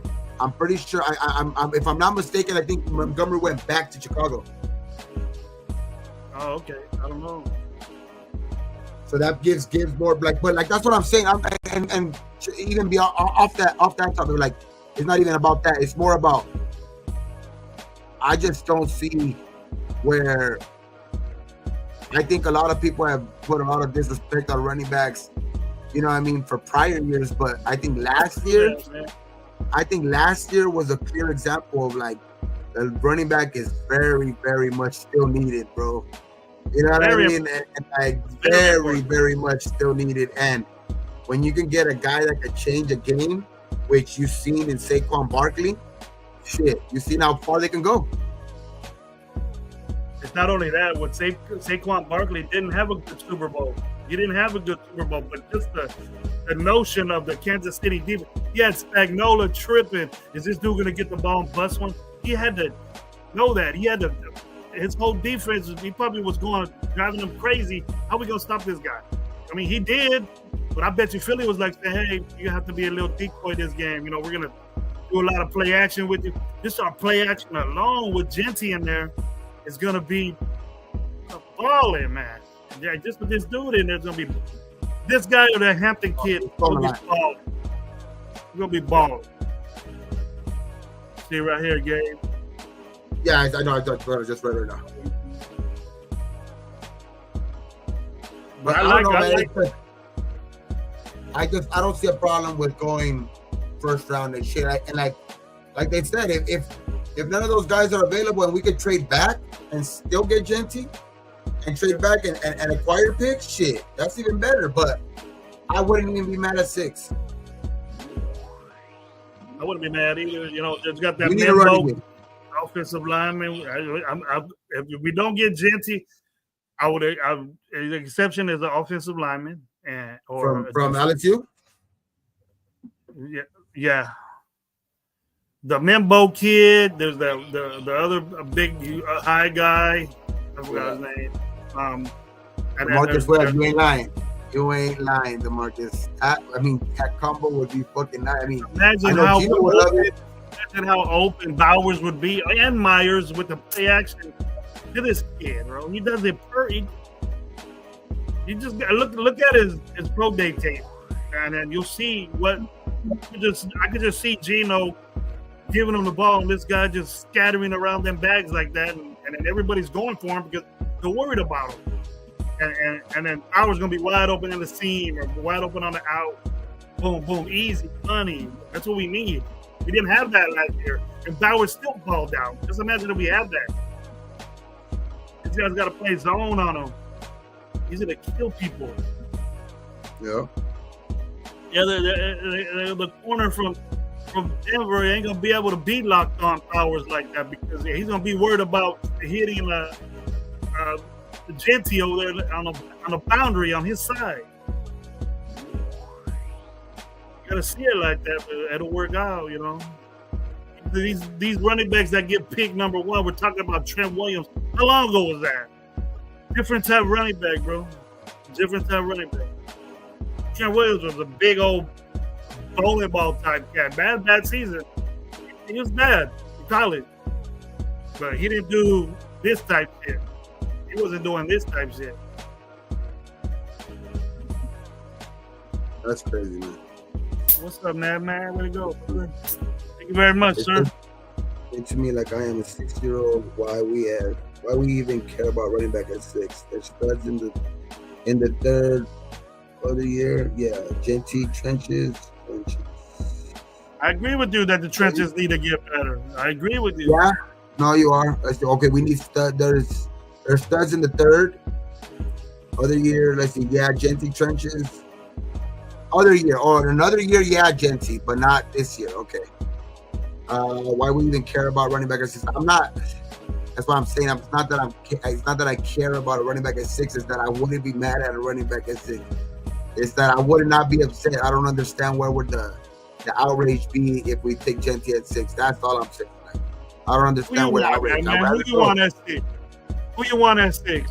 And if you get third round running backs, there's a shitload of them, but are they better than Genty? I mean, I think they've been addressing the trenches, like, well, not the offensive side. Then the offensive side does need to be. I would agree with you on the offensive side, but the defensive side, I mean, they re-signed Adam Butler, they re-signed Kuntz, they signed Lecky.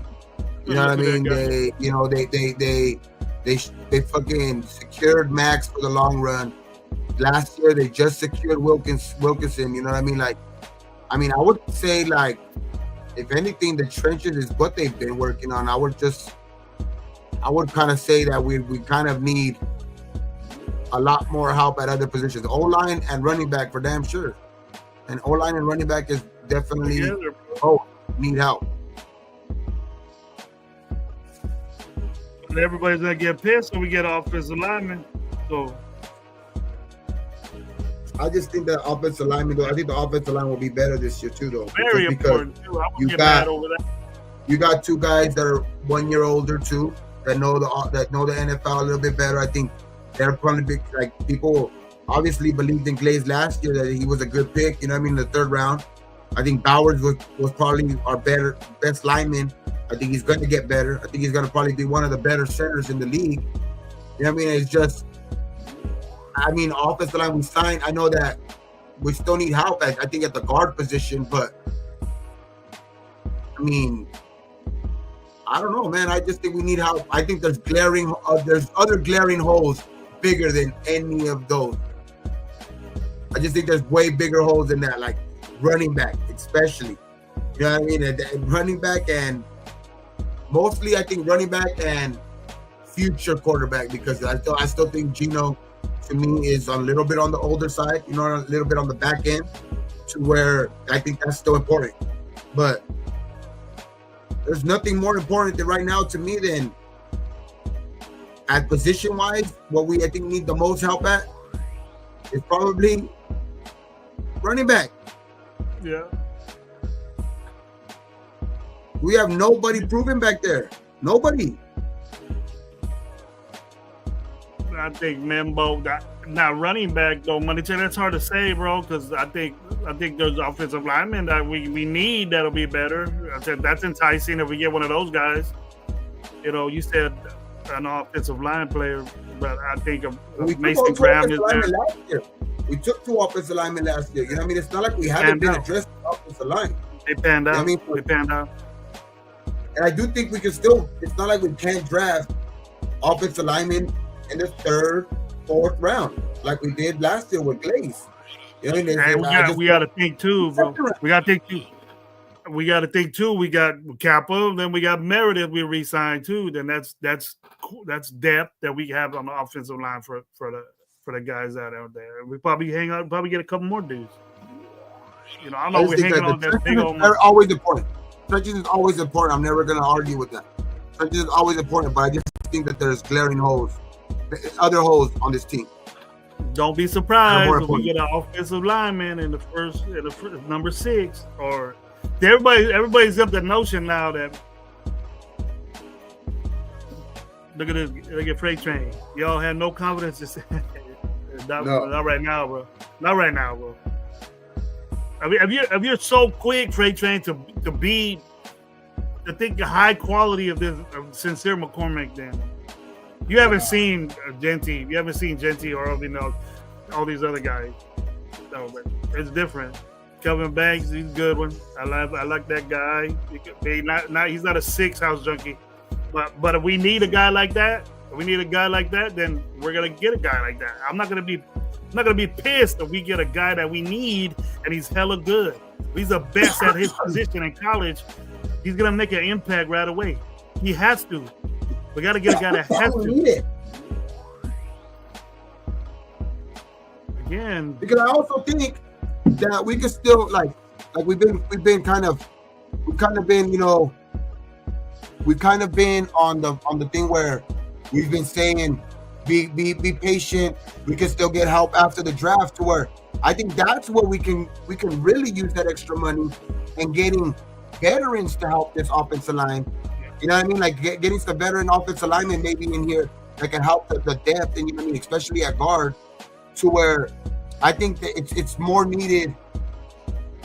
Especially if you could get to me, and that's another guy too. Damn, I forgot about this guy, which has been kind of quiet. You know what I mean? Around noise. You know what I mean? Like him being picked in the top 6 again. Is Will Johnson at corner. Yeah. That's another guy too. That's another need too, because that's another need, corner. That I wouldn't be mad at. You know what I mean? If we go at 6'2", because it's a need, and I think it's a bigger need than what we're talking about. You know what I mean? Like it's like I still think we can go. If anything, where because I would say, I think historically you probably get guys that can help out, especially guys that have done shit in this league on the offensive line in free agency. So where I think a lot of more of those guys seem to be a little bit more successful when they've already been successful in other places. If you could get them to sign here, you know what I mean? Because a lot of the times where you get a guy that's a running back and then you come to your fucking team and he's just not good or whatever it is, I just think they have more success in free agency where you can go pick up a guard or somebody to help out this offensive line still in the trenches, to where I don't know, man. I just think that we can use more. There's other places where we can use best player, like the best player available type of approach in the draft. And if any of those guys are available, which is at corner, quarterback, running back, I think those are the positions that I think we really need to address, especially if it's best player available. Shout out to Navy 33 Natman again, 93 Natman again for the $5 pop. Thank you very much for that again, man. That's 2 times already. See, Gabe, now you're talking real shit now. Night out like you, Gabe. You know, fighting with me. Will Johnson, injury prone, scares me at wide receiver. I'll get someone later and still got Trey Tucker too. Not happy with Trey Tucker, Gabe. I'm not. Corner. Oh, you're talking about Trey Tucker being you're talking about just improving the wide receiver instead of cornerback. You wanna improve the cornerback room. I mean the wide receiver room, which I do too. But I also think that there's some guys in wide receiver that are gonna be sneaky good picks later on, because I think there's gonna be emphasis on picking other positions, because there's deeper positions to where teams are gonna be making runs on, defensive players, because it's a very, very defensive heavy, draft where, and then so I think, and then the running backs I think they're gonna make a run on running backs too, to where I think you're going to be able to hit on some other type of guy, other type of wide receivers, in the third, fourth round. I mean, to where they might fall to, because there's other guys that have more hype on their name, to where these receivers I think are getting overlooked. I don't think it's a deep wide receiver class for in college, but there is some guys that I think you can get to where you don't need to go pick fucking that guy from Arizona. I think that's a bigger mistake if you go pick him at 6. Yeah, yeah. Fine, but to me, that's a bigger mistake if you pick him at 6 than Genty. Yo, this might have been years back, but hey, Marshall Falk played in the Mountain West. LT played in the Mountain West. I just see. They I think it's very a bigger, successful running backs in the pro level. This is probably just me, but I think I would be way more upset if we pick McMillan over, and if McMillan and it's between McMillan and Genty, and they pick McMillan, that shit would not like. Obviously, I'm not gonna be upset because he's fast. He's faster than I thought, and he is a big target or whatever it is like that. But I just don't think. I think I'm taking Genty over him for sure. I think the expectations of T-Mac dude is going to be drastic, so bad by Raider Nation that he's never going to be successful to us, no matter what he does. But it wouldn't be a good move to get him at 6. I wouldn't take him at 6. We got guys out there that we can plug in, and that's what. Having a rookie out there, we're gonna expect so much from this rookie, and then he's not a Brock Bowers, he's not a tight end wide out. So we either wide out Brock Bowers and put him somewhere out there, or we can get a Lockett. But we need a running game. We haven't had a running game in years. We haven't had a decent running game, and we have an opportunity to pick a. 3 years since we have fucking. Jacobs. Yeah. Jacobs is fucking his rushing record, his rushing title. Yeah. And we felt good about that. You know what I mean? We felt, we can run a football. And that's the way we got to be now, because we couldn't. And we're saying, we get a receiver at 6. He's not going to be the best player available. Because I see mock drafts of this dude going at 18, 20. Nah, hell nah. Like, if you said that shit, the fuck? A football player. All I said that, you don't do that. McMillan saying he don't watch tape. Nah, fuck that. Yeah, you got that right. Running game can get there later, Gravy. Nah, bro. I don't know what football you watch, but no, I think he's talking about taking a running back later on, like Trayvon Henderson. And or a guy like that. I agree with that too, but they're not the best running back out there. We're gonna be doing what we've been doing in the past. Now, man, we've been manipulating this position just like we've been at linebacker to where you can't catch up. You depend on a rookie to take your team, and we gotta wait. We gotta wait for that. I'm tired of waiting, man. And we have a decent offensive line. Like, I like the fact that I don't know if it was clickbait or whatever for this shit for Kenneth Walker III from Seattle to come over here. Shit, I'll do that in a minute. I'll be very happy that I would say, hey, let's back off Genty. And back off Genty then. And then we could get one of these young dudes in the 3rd round, stuff like that. But it's a 1st round need. Like right now, bro, like, guys that are still available out there in like free agency right now, like I'm just gonna check offensive linemen right now. You still could go get probably like a guy like Jalen Moore or fucking Morgan Moses. Oh no, he signed. Morgan Moses already fucking signed. What are the guys that are fucking available? Okay, we're available. There's still guys like Shaq Mason. You know what I mean? There's still guys like, let's see, Will Hernandez. You know what I mean? Fucking, there's still guys that you can probably go out there and still get to like help out there, like Brandon Scherf. You know what I mean? Like there's still guys that you can get out here that are available that you could probably still help out this offensive line. I think in free agency to where you can go. I think that's a better route to where you get a guy that's already kind of played in the NFL or done something in the NFL and to help out, you know what I mean, a offensive line like this, because you also go through those growing pains, you know what I mean, with these rookies. You've seen it with our rookies. Obviously, they were good last year, but you've seen that how rookies could have some bad growing pains. You know what I mean? Like, and you've seen it with fucking even with fucking with Powers. You know what I mean? With Powers, and especially with Glaze, he got a lot of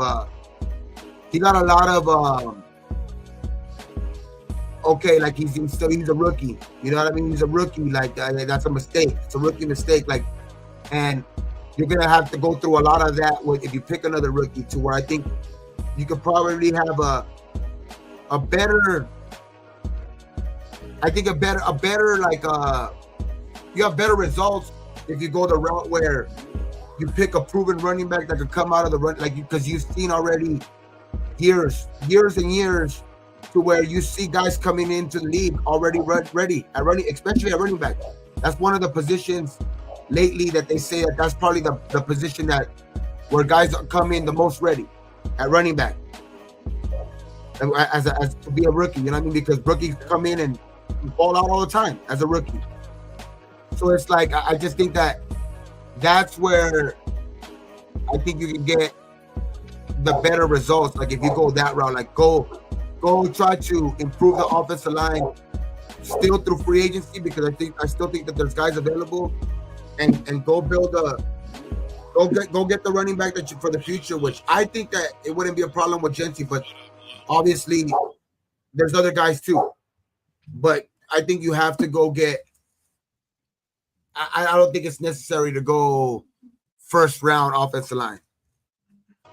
I agree with somebody that said something. I think somebody said earlier. I think the Raiders are going to try to be not just best player available, but they're also going to get like what they say, a sexy pick. It's going to be a guy that's obviously going to play dividends, but I think it's going to be a Shador.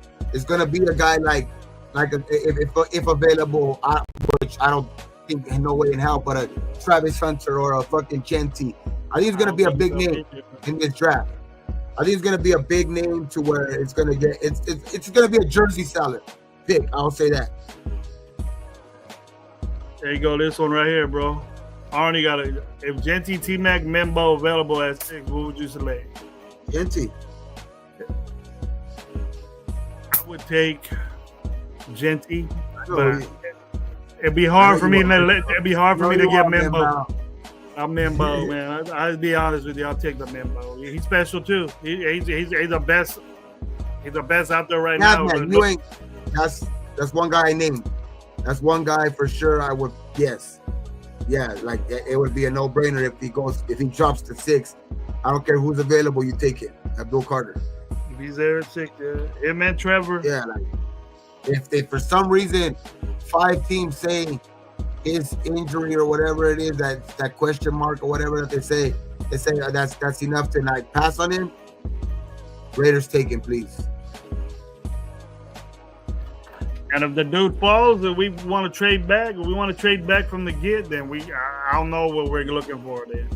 We're looking for this guy to fall. But we know that Dallas is going to try to move up, get him. People are going to try to move up to get this dude. Who, Genty? Yeah. Yeah, I mean, a lot of connections are having to the Raiders at 6, though. That's why everybody's doing it. That's why I hear they don't want him. That's why you keep hearing that a lot. Like that would be stupid. You know why they're getting mocked by professionals, bro? You know why Mel Kiper's saying, "Hey, or whoever it is, he's wrong." And we say all these guys, but they know and they see more shit than we do, and then everybody is picking Genty for it. And there's a reason for that. They haven't connected to the Raiders though so much right now too, because the Geno pickup, obviously, right? So they kind of feel like, okay, the Raiders probably would be willing to maybe pick a quarterback now in the 2nd, 3rd round to develop them under Geno. And the track record of Pete with running backs and his run game and Chip Kelly with his offense, like You know, he's run like he needs a reliable running back too in his offense. So it's like that's why people like there's a reason why they connect Gentry to with the Raiders at 6. Like, you know what I mean? Like, because of those connections. Because I think if the Geno acquisition wasn't there, I think a lot of people wouldn't be connecting Gentry to the Raiders. They'll be saying right now that the Raiders were desperate to probably be trying to trade up or something like that. You know what I mean? For a quarterback. You know what I mean? Or desperately trying to go get Shador or something like that. But I just think that it's a reason. Like, these experts have been doing it for years. Like, you know what I mean? Like, they have Gentry connected to the Raiders for a reason. Because of the Pete Carroll. Because it's the obvious choice. Because of Geno. You know what I mean? Because of all of that shit. There's a reason why he's so heavily connected to the Raiders.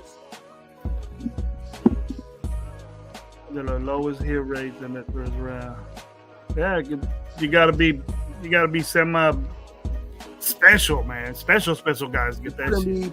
I wouldn't be mad at this either. Like, if we don't go too far back and those guys ain't available, like those guys that kind of we've named, like, I don't know, man. I wouldn't be opposed to that either. You know what I mean? But not too far back either. You don't want to jump out to where you ain't gonna get an impact player either. You know what I mean? Like, you also still want to be able to get like, if we are gonna trade back and we trade back into the 20s and you're not even able to get your hands on like a Jihad Campbell or a fucking like that fucking linebacker from Georgia, Walker, what I think his last name is Walker too. Like, yeah, we had a question when we get him when he was up there. What would you say about that? We had a question up there. I had it.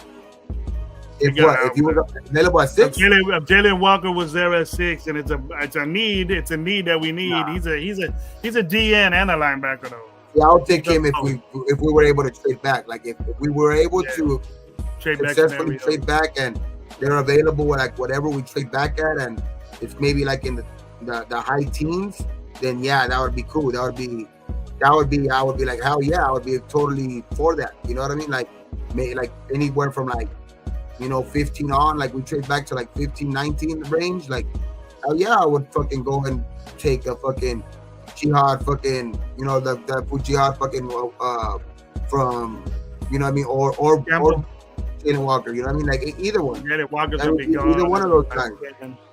I think Jalen Walker be gone by 10. Like, if we were able to trade back and get either one of those guys, hell yeah. Like, but it's like at 6, no. I think it's a reach. For the linebacker, yeah. We'll trade Jenny to the Cowboys, 2 first-round picks. Nah. That wouldn't be bad either, because the Cowboys are what? The Cowboys are picking in what? Like the low teens or like 12 or something like that. Yeah. Like, if they were to fucking move up, like if they were to say, hey, we want Gentry at 6 and we're going to give you our 12 and our 2nd and 3rd round to move up to 6, fuck yeah. Yeah, that's a big move too. That's a big move. So they're gonna get a couple. They're gonna get a couple of picks. Hell yeah! Like, then fuck yeah! Like, I would totally be for that shit. Like, if they're gonna go up and get Gentry and do that for us and take that choice out of our hands and give us, you know, that type of compensation, then fuck yeah. Yeah, it'll take Boise State, bro. Their whole foundation night out, and I watched Boise State. They ran the football, bro. They ran the football. That's why this guy got 400 snaps, 400 carries, bro. And he's not the best pass blocker, but who is on our team? 12 doesn't move you out. 12 doesn't move you out to get an impact. You're gonna get a good player. You're still gonna get a good player at 12. You've seen at 13, we got fucking Brock Bowers. So like, you're still gonna get a probably a very good player. You know what I mean? And I think I have faith in that they're gonna. I think they are gonna draft right. You know what I mean? Especially with Pete's input, and I just think that they're gonna draft right.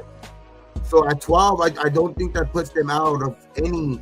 You know what I mean? Like, I think they're still able to get a good fucking pick at that point, and still, if you're gonna able to accumulate picks that way, damn man, like, you know what I mean? That's smart. That's smart. And Jerry Jones is doing some stupid shit right now, so That'll be good. I feel bad for Genty going over there though, because they're gonna be a mess in a little bit. You know, they're depending on rookies to build their team up because they can't get nobody. Nobody wants to play there, so they're gonna have to muster up some bullshit to make a deal with us like that. But I'll take that deal quick with the quickness to move back there. They wanted Genty. He ain't that special. Genty at 6. That's what I'm saying. If they want Genty at 6, and it's gonna, if they want to pay that price, fuck yeah.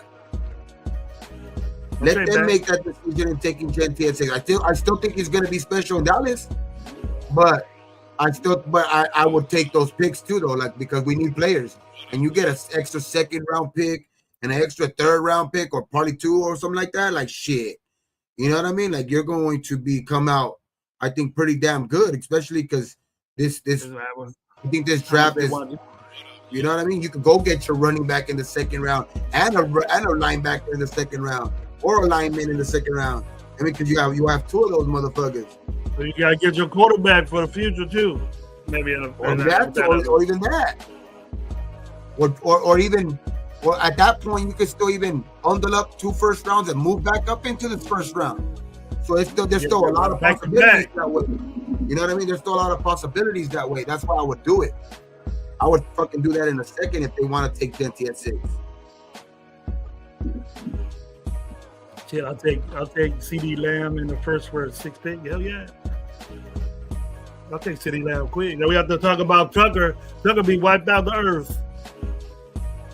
I'm just not with Tucker right now. I mean, how much do the fucking Cowboys believe in Genty too? Like, if they want to fucking gamble that much, that's in our favor. You know what I mean? That'll be totally in our favor if that's the team that they choose to go trade up with. I mean, because that's the team that they're connecting him to. Genty with. But that's the team that they're connecting Genty with. So I think that's the logical person. That's the first people that the Cowboys will probably call it. You know what I mean? Call and be like, hey, what would it take to for you not to pick Genty, and you know what I mean, and give us that 6th pick so we can do it. You know what I mean? So that's why, I think that's in our favor if that happens, bro. You know what I mean? Because I think that would be very helpful to this fucking year coming up, bro. Because second round picks is different than just depending on a whole draft to just pan out and all of them panning out, because those first 3 rounds are where you're going to have probably the players that are most ready, right? Like those first 100 picks in the draft is where there's a lot of value this year in those first 100 picks. So if you have fucking 5 picks in the first 100, those can be very, very helpful to this year. He can't be finessed. Stay with me. Jeff Rose 6 Saints. What does he want to do? Shit. That's dream scenario right there. That'd be hard to happen. Oh, shit, though, man. I don't know, though, man. I don't want the Saints. I think Shador's gonna be good, man. I don't know why people hating on Shador. I think Shador's gonna be good, man. It's just if Shador's there at 6, I would just say fuck that. Fuck you, Saints. I'm taking him. But what the Saints want him and give up a bunch of shit, take it. It is very enticing though, when you are fucking accumulating that many picks. Like I said, first 100 picks, you can get a lot of impact players. You get 2 picks right there, maybe another one in the next year. 6, 7. We gotta do. Those are dream scenarios for sure. I mean, very possible though too, because the Saints can want him, but that also goes back to does fucking Dion want him playing in New Orleans? Because you see how Dion has a big fucking influence in that shit. I think that can't be avoided, bro. I think Shador's gonna go. I think at the end of the day, Shador's gonna go where they're kind of driving him to go.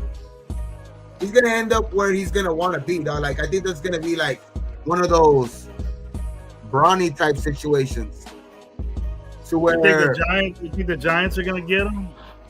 like he's gonna go where I think Cleveland might. His dad and him feel comfortable in playing at. Like I don't see him going to Cleveland. I don't see him going to fucking Cleveland. That's why we told. Neil said, "Don't pick my boy." Like, I don't see him going to fucking Cleveland. I don't see him going to any of those teams if Daddy says no, dog. You know what I mean? If Daddy and him say no, like I see them pulling some shit behind the scenes to where like he's not gonna play for you type shit if you pick him. You know what I mean? So just don't pick him. I don't mess the whole draft up, bro. I just think he has that type of, you see the type of shit like, I don't know, man. I just don't see nobody on ESPN. Nobody ever like, they really only big up Deion. You know what I mean? So like, I think Deion's like a beloved figure in like fucking like, you know, like amongst NFL type shit and all of that shit, to where he's going to get his like way. He's going to be like, get that special type treatment, a Manning type treatment. Is it like you think that the NFL don't want him in their business in all this? You know what I mean? Because he's gonna have a say in the NFL. Do you think that they're like, man, we don't want this dude over here yapping all over our league and saying this and that? You know, I just think that behind the scenes, I think they're working. They're working on him going to where they want him to be at. I think behind the scenes, that's what's happening, right? Like, or I think it's already been in motion to where he's gonna end up where he wants to be at, though. Like the way he talks, the way he thinks, like they sound too confident of like the way Deion's saying like he ain't gonna play here or he ain't gonna do this. Like I just see like behind the scenes he's gonna get that Manning type treatment. Yeah, I think if we get him, and that's why I'm saying Las Vegas is a team that's been on his list the whole time. Obviously, there's other teams. New York is another one. New York is a big one too. But did New York just sign quarterback or no? Oh, New York, the Titans. Who just signed a quarterback last week? Oh, they got Giants. Giants got Winston and Wilson. That's why Wilson. Yeah, they got Russell Wilson and Jameis, right? That's why I don't see him going to. I don't know why I don't see him going to New York anymore. I know that's not I know I don't think that's the fucking plan for New York for the long run, but New York is a pretty dumb franchise too, to where I think they're gonna try to go Abdul Carter or something like that. That Jameis signed 2 years and Wilson signed 1. That's why I don't see Shador going there, and I don't see him going to the Browns. So that leaves, you know, then the Patriots. I don't see him going there. You know what I mean? So then who's else in front of us? Jacksonville? Yeah. At 5, I see Trevor Lawrence, but I don't see him going there. So it's like, if those first 3 picks, which I think the Titans go Cam Ward, I don't see Shador wanting to play in Cleveland or Daddy wanting him to play in Cleveland. So, and the Giants just signed Russell Wilson and them. So I think he will be there for the taking at 7. Now, is the relationship with Tom Brady and Deion Sanders and Deion Sanders feeling him comfortable playing in Vegas, is it strong enough to be like, is it a lock at 7 with Shador this whole time? Then everybody will be right what they said before. Shador Sanders. You know, we ended up getting the guy anyways. I would want to know the reason why he fell. Is it because of what you're saying, that he's saying he's not playing, or is he falling and really fall so we can trade back and still get the guy? That's what I think. I think we can still get the guy because the Giants did what they did. That changed my mind on that. I think he will be there, bro. Like is that connection strong enough? Yeah. Because if the connection is strong enough to where they've been kind of showing it a little bit behind the scenes, a little bit even publicly, you know what I mean? So is it really that strong? You know what I mean? So like, I don't know, man. I just think Shador is a very big possibility too. Like all I says too, I do really think it's one of them too. You got to put an offensive lineman in there. All that. I mean, and then, what a Mason Graham's there. What a Trevor's there. Nah, but if you got them three, if you have those two guys that right there, bro, I just don't. I think they're at the top of the list for the Raiders, bro. I really do think. So too. I think so too, bro. We'll see. We're fucking what? Less than a month away, dog. Less than a fucking month away because I think the draft starts. It's usually always falls on my birthday, but this year it's a couple days short. So I think it starts like on the 25th through the 27th. So 24th to the 7th. 24th to the 25th. Okay, so it's like, yeah, dog, less than what, fucking a little bit more, what, 3.5 weeks? 4 weeks? I would say a little bit less than 4 weeks left. I'm excited. Let's start talking all these little. Everybody's a GM real quick and find out. We've been being a GM saying we want Genty. We're on the Genty train right now. 4 weeks, dog. A little less than 4 fucking weeks. That's crazy, bro.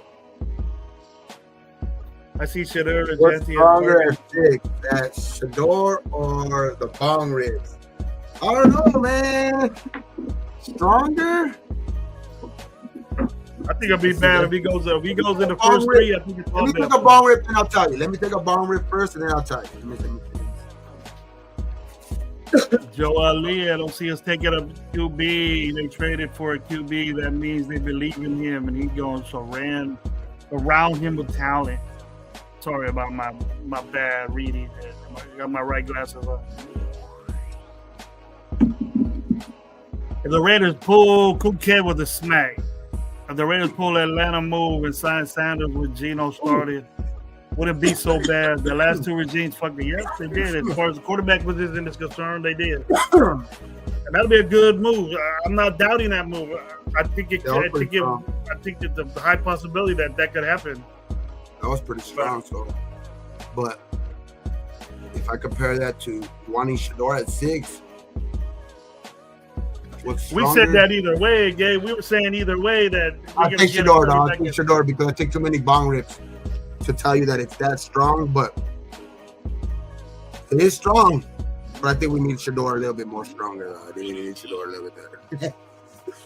You're hearing a lot of bad things about Shedeur right now. You can't move, you can't do this and that. Let's see. What was that though? I don't see us taking a QB. They traded for a QB. That means they believe in him. They're going to surround him with talent. But that QB hasn't even signed an extension or had a fucking press conference with us, man. Like, it's like, is he really, do they really believe in him that much? It's just worrying me, dog. Like, not even a fucking press conference yet? I've been worried about that, bro. The reason why he's not signing. Now, they telling him this. They had plenty of time to do it, Gabe. You know what I mean? We got him for this 1 year. How many weeks has it been? 3? Going on 3? Yeah, but news conference, I understand what you're saying, but some type of signing of positive. Geno's with us, but he's there. He ain't gonna go nowhere. He has to play, but maybe just negotiating his contract isn't a priority right now, or introduce him as a priority until it gets done or whatever. Maybe they're just letting it wait until the draft goes through or something. I'm concerned about it too, but a lot of people ain't. They're just assuming that we got Geno. Yeah, I know we got him for this year. But damn, bro, it's just a little worrying. Not worrying because that might just mean more that they really are serious. That if Shedeur is there, they're probably going to pick him to where that they don't want to commit too early on Geno and give him or give into his years probably, because that's just speculating or whatever. But maybe he wants more years than that they're willing to give him now. You know what I mean? Like, maybe they're because if they're confident that maybe Shedeur is going to fall to them, they don't want to agree to that many years. Maybe the years or the money, because I wouldn't say necessarily the money, because I don't think the money's the issue, because I think the Raiders already had that in mind trading for him because they knew that's the reason why Seattle, gave him the I guess his agent, to try to find a trade partner because I guess he had turned down the money that Seattle offered him. So Seattle granted him permission to go seek a trade. So that's why I think the Raiders, knowing that, that's the reason why they traded for him. So I don't think the money's the issue. I think it's right now, I think it's the year thing. I think it's the years thing because me too. Because I think it's the draft is very important to if they're able to pick a Shador, I think it's very they're not willing to give that many years. He's probably looking maybe to a 3, 4 years, 5 years, whatever it is. Yeah, he wants 3. He wants probably 3 to 4 years, and then it's hey man, we're gonna draft the quarterback at 6 if he's there, and then they're gonna wait till the draft. I think it'll happen after the draft, bro. Because they signed him to 4 years. It could play into Gino's hands though, because if it happens like last year, I think that's where he's banking on, to where the Raiders are stuck with no quarterback to pick. Because who knows? What if fucking 1, 2, 3, fucking miraculously go fucking it's Ward, Shador, and Dart. You know what I mean? Fucking first 3 picks, fucking crazy ass. You know what I mean? Yeah.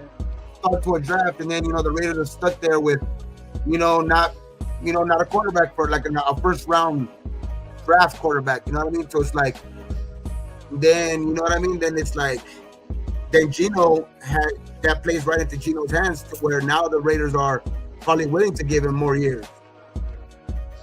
That's what I think it is, though. What you were talking about, just 8 years on it. I don't think it's the money. I think they're cool with that already. Is that he doesn't want to be a bridge quarterback. He wants to be the quarterback for the Raiders, and I don't blame him for it. I don't blame him. I think the whole thing is depending on the draft. It's all depending on the draft. If the Raiders are able to pick their quarterback like a Shador, I think that's gonna affect Gino's contract. But I think they're both playing. I think that's why there hasn't been a press conference or really that much. You haven't really seen the conventional. Okay, we traded for this guy. Now he's a Raider. Takes the picture with the jersey and the GM. Yeah, I've seen that. Like that. You know what I mean? That's usually what happens. You know what I mean? I think they're waiting for that because it's more of a let's wait and see. Because if he's the next quarterback for the future, then they're gonna give him 3, 4 years if we're not able to pick a quarterback. But if he is just that guy, who knows? We might have just traded and we only give him this year. Who knows? We just fucking play it out, and we. Then that's when we will pick the Shador at 6. If he's for 1 year, he gets Shador. Shador's gonna be our quarterback next year. That's what I'm saying. If we're able to pick Shador at 6, then there's really no even rush to even extend fucking Gino. There isn't right now. He's not saying anything. Because if you pick Shador at 6, I will agree with you on this. I know you say if you pick him at 6, he should start from day 1. I won't totally agree on that, but I would say especially because we have Gino, but then it's for sure we don't really need no necessity to fucking extend him, because at 6, at the most, he better be ready by year 2. He better be able to sit a year. He better be able to sit a year and then be able to be ready by year 2. If you're picked at 6. And if you're gonna give a guy an extension, you better have a way out of it to where it's good on the cap and you can break him off, but you're still gonna have. You don't want to back up. What if Shador beats him out? You don't want to back up at $50 million, bro. I don't want that. That's what I'm saying. I think that's why. I mean, that's one thing. Probably that is one thing I'll say. It is smart, because if you do, it is weird that the extension hasn't happened, but it can be smart for the Raiders if they do pick Shador at 6, because they don't have to fucking commit too long to fucking to Gino. But it could backfire, and they can probably the price Gino could probably go a little bit up after the draft if they're not able to hit on their quarterback. You know what I mean? Because the extension price might, like what they say, today's price ain't tomorrow's price. Yeah. So it could be to where today's price, Gino's probably asking for 45, and then after the draft, he's probably going to be asking for 50.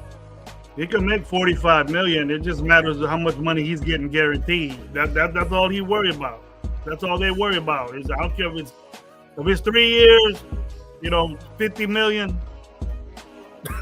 You'll pay 150 million to this guy. 100 million is guaranteed, and that's what I just think that's the fishy thing about it, because there's a reason why it hasn't been announced or anything like that. They could say whatever they want to say behind the scenes, like, or content creators could say like, there's like, nah, don't trip about this or whatever, like that. Nah, this shit ain't normal.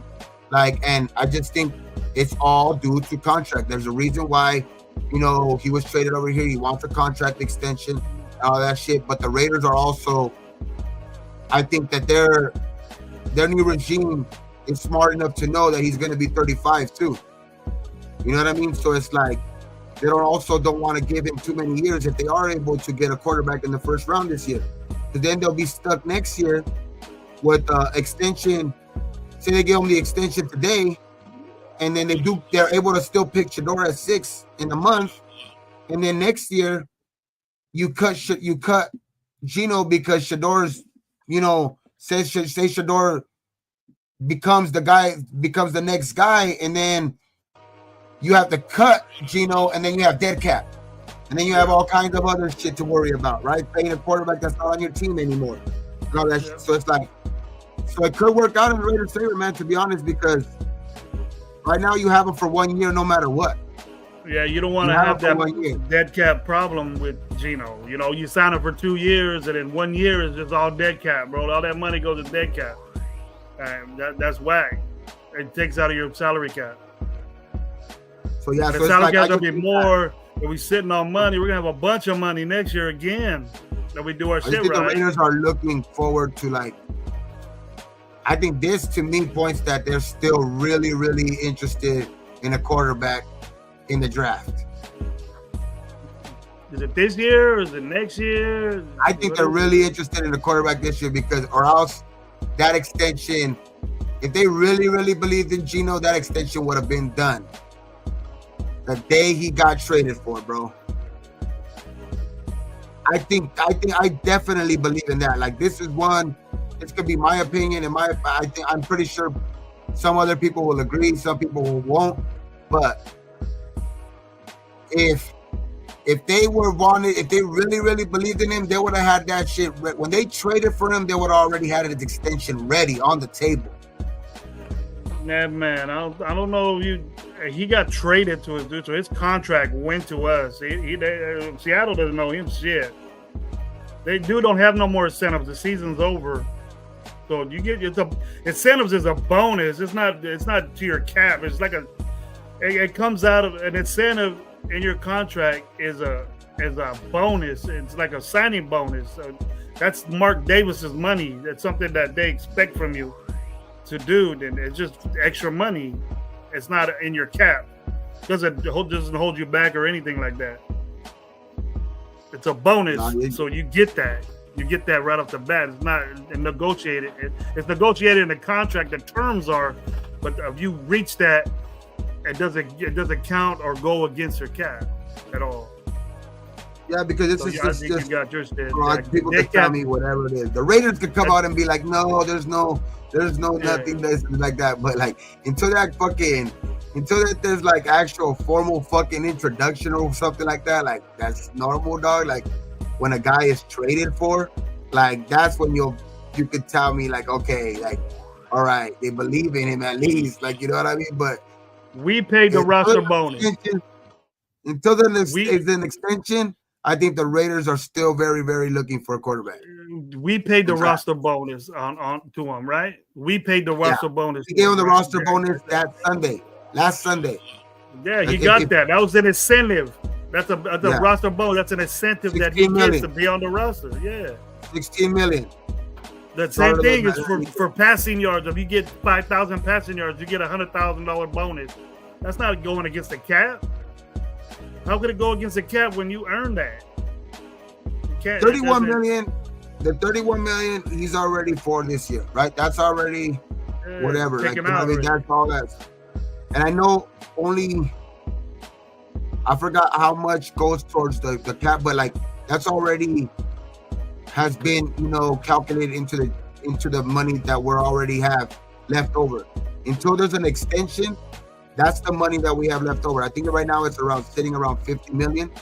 But yeah, I understand until he signs an extension, I think the money is not going to change right now. Like he's paid for this year. You know what I mean? Like it will be crazy because if we did rent him for a year, well, not really rent him, but like we got him for a year, and we lost the 3rd round pick. I mean, that's another thing too. That's like a 3rd round pick you lose him for. That also tells me like it's just like a weird situation to where I don't know, man. Shador, I think like what all I said earlier, it's either Shador or Genti, man. Dead money. We don't have dead money and Geno Smith, bro. We don't owe him any guaranteed money. Dead cap is a player. Dead cap is when a player leaves your team and you owe him guaranteed money. It stays with you. We don't owe him guaranteed money, and neither did his guarantees are over. That's why he wanted an extension. I don't know what the Seahawks did. I don't give a shit if the Seahawks have dead money. The dead money that we have on our cap, the dead money, check it out, Gabe. The dead money that we have on our cap are for players that we signed the contracts and we got rid of, and that are not on our team anymore. That's what dead cap is. And he traded his contract to us, so we're liable for it. It ain't like the Jets when they took what's his name. We weren't going to trade with them unless they took all that cap money because he was still under contract. He has 1 year left with no guaranteed money. They tried to give him an extension, which would have been dead cap because of his guarantees. But now he's our problem. All of his financials is us. He still has a contract with Seattle. We could rip that up and give him an extension, or give him a new contract, or pay him 1 year, and with the incentives that he gets. And that incentive is a signing is a roster bonus. You got $16 million for that. He's gonna get the incentives that are in his contract now from Seattle is gonna be the incentives, and that we might not agree with that. So then give him an extension. Give him an extension, then you could do it on your terms, or just rip his contract up. And say, hey, it's just weird that we haven't signed into an extension. That's just it. So, Gino, if you're watching, that's good for you, man. Hey, you can tell me something different, man. Let me know. But I like they don't wording it out in the chat. Can't do. Like something interesting. Spytech said is hopefully Geno Smith will be our QB for years to come. So don't expect Sanders at 6. But that's what I'm thinking. So right there. If they want him to be the quarterback for years, wouldn't he be signed already though? Yes, we are on the hook for this year. I said that. I know that. Would he be already signed for the money he wants? If he really thought he was that quarterback for the years to come, he would have gave him the $50 million he wanted. Right now, already. Signed him up, made him happy right now. Boom. I don't think Sanders would sit for 2 years. No, he's not. That's not a good move. It's not a good move. That's why I'm just saying this all just points to the fact that until he gets an extension, he's only on the books for 1 year, right? So I could only look at it in that sense. If he's only on the book for 1 year, until there's an extension, all it's telling me is that we're still looking for a quarterback. Yeah, because that just means we only have a quarterback for 1 year. Good night, man. Look forward to talking to you, bro. Maybe I'll get on another show, bro. I got a lot of shit to do going, but I'll get on with you, talk about it. Thanks for being here, though, bro. Good night. Have a good one. I just don't want to.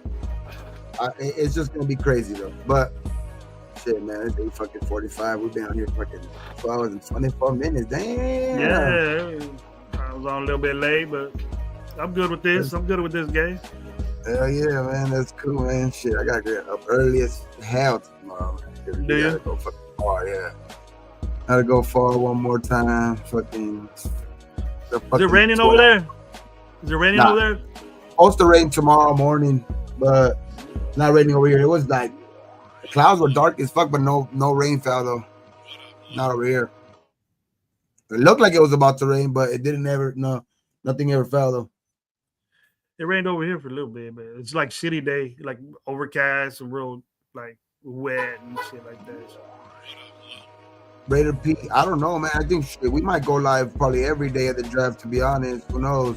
You know, like when the draft comes around, shit, we always probably live, dog. So we'll be here though. We'll have draft coverage. We'll definitely have draft coverage. And plenty to say about it too, bro. We're gonna have plenty to say about it, huh, Gabe? Oh fuck it! Oh fuck it! Well, we got June 1st though. We got June 1st though. I don't know, man. You guys might see some mock drafts pretty soon. You know what I mean? Because watch out, man. It's getting close enough. It's getting close enough. You know what I mean? I'd say like maybe another week until then. You know what I mean? Until we get a little bit, hopefully another move or two. You know, before the draft or something like that. But I do think that they'll be probably make some post draft moves. We'll be able to see a little bit more clear what the needs are. You know what I mean? But yeah, man, it's I don't know, it's getting a little bit better, man. It's getting the offense is getting a little bit better, but it's just still work to do. A lot of work to do. I feel better. I feel better about our linebacking core now, you know. Two pretty cool moves last week with Lecky and Devin. I like those two moves last week. Yeah. Kev's favorites. My draft is only good for insomnia. Yeah, I haven't done any. You know, I did in the early stages. I was doing it on my phone. You know, when I was driving to San Francisco and stuff. But hey, oh yeah, and this one too. Like, be careful with these too, dog. Like, you might get some Josh Allen to the Raiders, or fucking, you know, you're gonna get some fucking shit on April 1st, where you're gonna fucking breaking news. This guy fucking to the Raiders, and what no, is that, Tuesday. It's Tuesday, isn't it? Yeah, no, you're gonna get a lot of those. Just hold. Don't get too excited quickly. All right, just make sure you guys do the research first, and to make sure everything is fucking checks out. Don't believe everything on that day, dog. If we get Shador at 6, you gotta go shirtless. What the hell? I'm trying to go shirtless, dog. Fuck. My girl gotta go shirtless. You gotta go shirtless, bro. My girl will kill me, dog. She'll be like, she'll think that I'm trying to get fucking. What are you doing there? You think you're on your OnlyFans live, bro? I want to show my fucking guns, dog. You know? The military don't want those, bro. The military don't want them guns. I want to show my cake, dog. You know what I mean? You don't shit, dog. You might shit. You know what I mean? I might fucking. We might get too many followers that day, dog. You don't shit. I know, bro. There's gonna be the 59,000 Raider fucking mock draft going on. Draft I get too many fucking followers that day, dog. Oh, check those. I hope we do, bro. I hope you do. Bunch of fucking my 600-pound life women and shit. Oh shit. I'm more serious though. Terrorist plots are planned for this year. The New Orleans ones are the first one. What we getting into there, man? What we get into, Rock? What happened? Man. I don't know what the hell's going on now. But nah, man, hey, thanks for everybody for being here, man. Shit.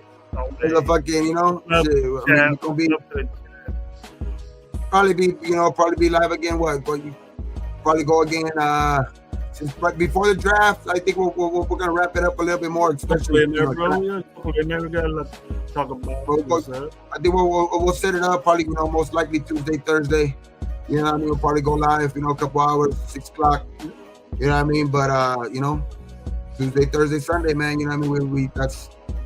We've been going live like that for, you know what I mean, last couple of, I don't know, for a while now. So yeah, man, just hopefully, you know, you guys stick with us, man. We're gonna be there, man. We're going give you guys a lot of coverage. Try to do some fucking, more breakdowns and shit like that. But yeah, man. Hey, and make sure you guys follow us on all the other channels too, Coach Gravy. You know what I mean? Fucking Raider Gate 420. You know what I mean? Like our personal channels too, because we do also go live there. You know what I mean? So it's like just trying to build the channels so those channels can also get monetized and shit like that. Because I know recently fucking I haven't been going too live, so they fucking need the watch hours again. You know what I mean? So all of us, both of us, you know what I mean? Fucking so just make sure you guys go support those pages too. You know what I mean? Especially with this page too, dog. Raider Nation Live, Coach Gravy, Raider Gate 420, all the pages, man. You know what I mean? Just so that way, if anything ever, because people be tripping. So if they ever try to, strike this page, we go straight to the other page, and like it's never. Check us out there, bro. Got grip of pages you guys don't even know about.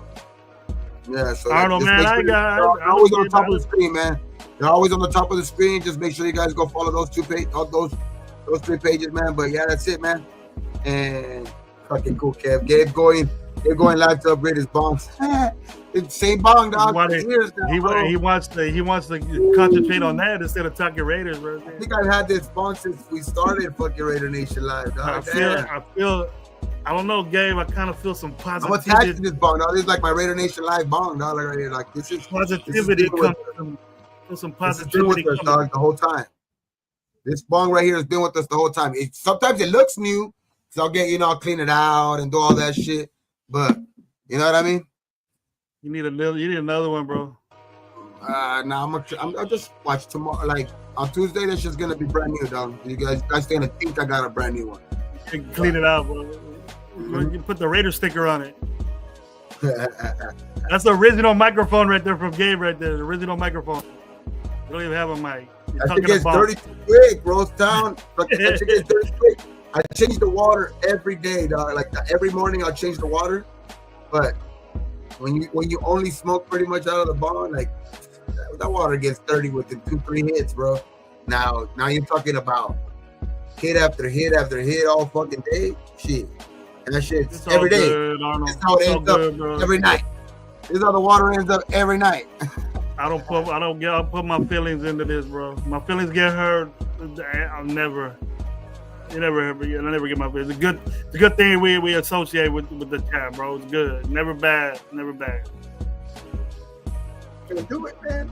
Can't clean the water enough. Game. I'll do a show tomorrow. I was thinking about it. My schedule did have changed, but I'll set it up. I'll let Gabe know. We'll set it up. See what's going on. Yeah, just set it up, man. Like I know I'll be at work in the morning. Yeah, I don't know. At nighttime, I don't know. Fucking shit. I might. It was fun doing that, bro.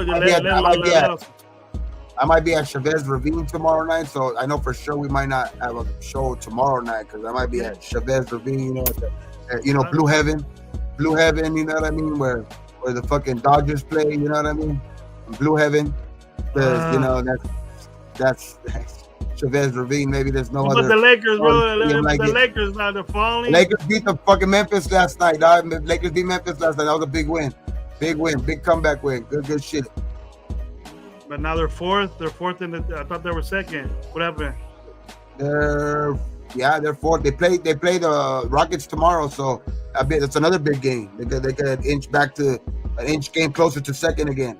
They'll be a half game out if they win that game too. So, shit, man, I lost my pool on the March Madness.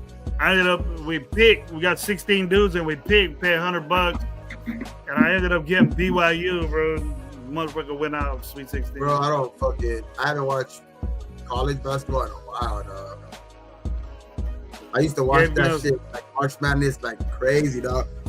I remember it would be so bad that like when March Madness would come around, I would take some days off of work, dog, too, like because like the first couple of days where it's like they play in the morning even. That like the first couple of days of March Madness, like I would take some days off of work even. But now, like I don't know, dog. Like I don't get into it that much anymore. I used to do it when the draft came on. Remember the draft would come on Thursday, like it does now. It comes on a Thursday, but it used to be like 4:30 to start in Pacific because it always used to be in New York, and it used to start. I used to miss because I used to work graveyard, bro, and I used to miss work for like the whole draft. I would miss work, call it sick and shit, or just schedule it No, off. I would just do March Madness because of USC wasn't in there. Because the morning, I was always a big North Carolina fan, but that's that's a different story. But it's like fucking ever since I was a little kid, fucking always like. And I remember fucking being in high school, fucking remember watching Raymond Fountain, Rashad McCants, and fucking that fool, May, that fool fucking. You know that shit from North Carolina. Fuck, I remember fucking North Carolina was cool back in then. When they had Roy Williams as their coach and shit. I didn't like Duke. Those were battles. But yeah, but that's when I used to get into it. But now I don't really get into it that much anymore. Yeah, I ended up picking BYU, man. And they were supposed to be the little Cinderella, but they weren't. They got beat. But Lakers, Dodgers, Raiders. That's it, man. And USC. Nah, fuck USC. Or the 4 teams. Those are my 4 teams right there. Lakers, Dodgers, Raiders, USC. Kings, Fresno State, Raiders. Cool. The Kings are cool. Well, the Los Angeles Kings, though. Los Angeles in hockey. The real Kings.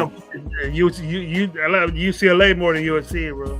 The real Kings, you know what I mean? The Kings. University of San Bernardino, the Anteaters or whatever they're called. I like them better. Oh man, nah, but hey, thanks for everybody for being here too. Now I know we rambled on and shit like that, but nah, man, thank you guys for sure, man. Just catch us on Tuesday, 6 o'clock, man. We'll be here. We'll talk some more shit. You know what I mean? I know I'll be here, but I know probably Gravy. I don't know if Gravy's gonna go live tomorrow, but look out for that. If it goes live early, you know what I mean? Have one of those early shows, those copies with gravy, those stogies with gravy. Oh, no more stogies. No more stogies. Yeah, right soon a little bit. As soon as I get the okay. And not right now. That's what I said. Not right now. But yeah. Right now it's just, combo, just have a little coffee with gravy and shit like that. Yeah. You know what I mean? A little bit of early morning fucking, So, yeah, man. So just stay lookout for that. If it goes live, if you have any time. But if not, Tuesday for sure, 6 o'clock. And yeah, man, thanks for everybody for being here, man. And how we always end it, man. You know what I mean? Fucking, don't drink and drive, you know what I mean? And just always, just look out for one another, man. And it's always Raider Nation. Always, man. And you know how we end it. You know, at the count of 3, man. 1, 2, 3, man.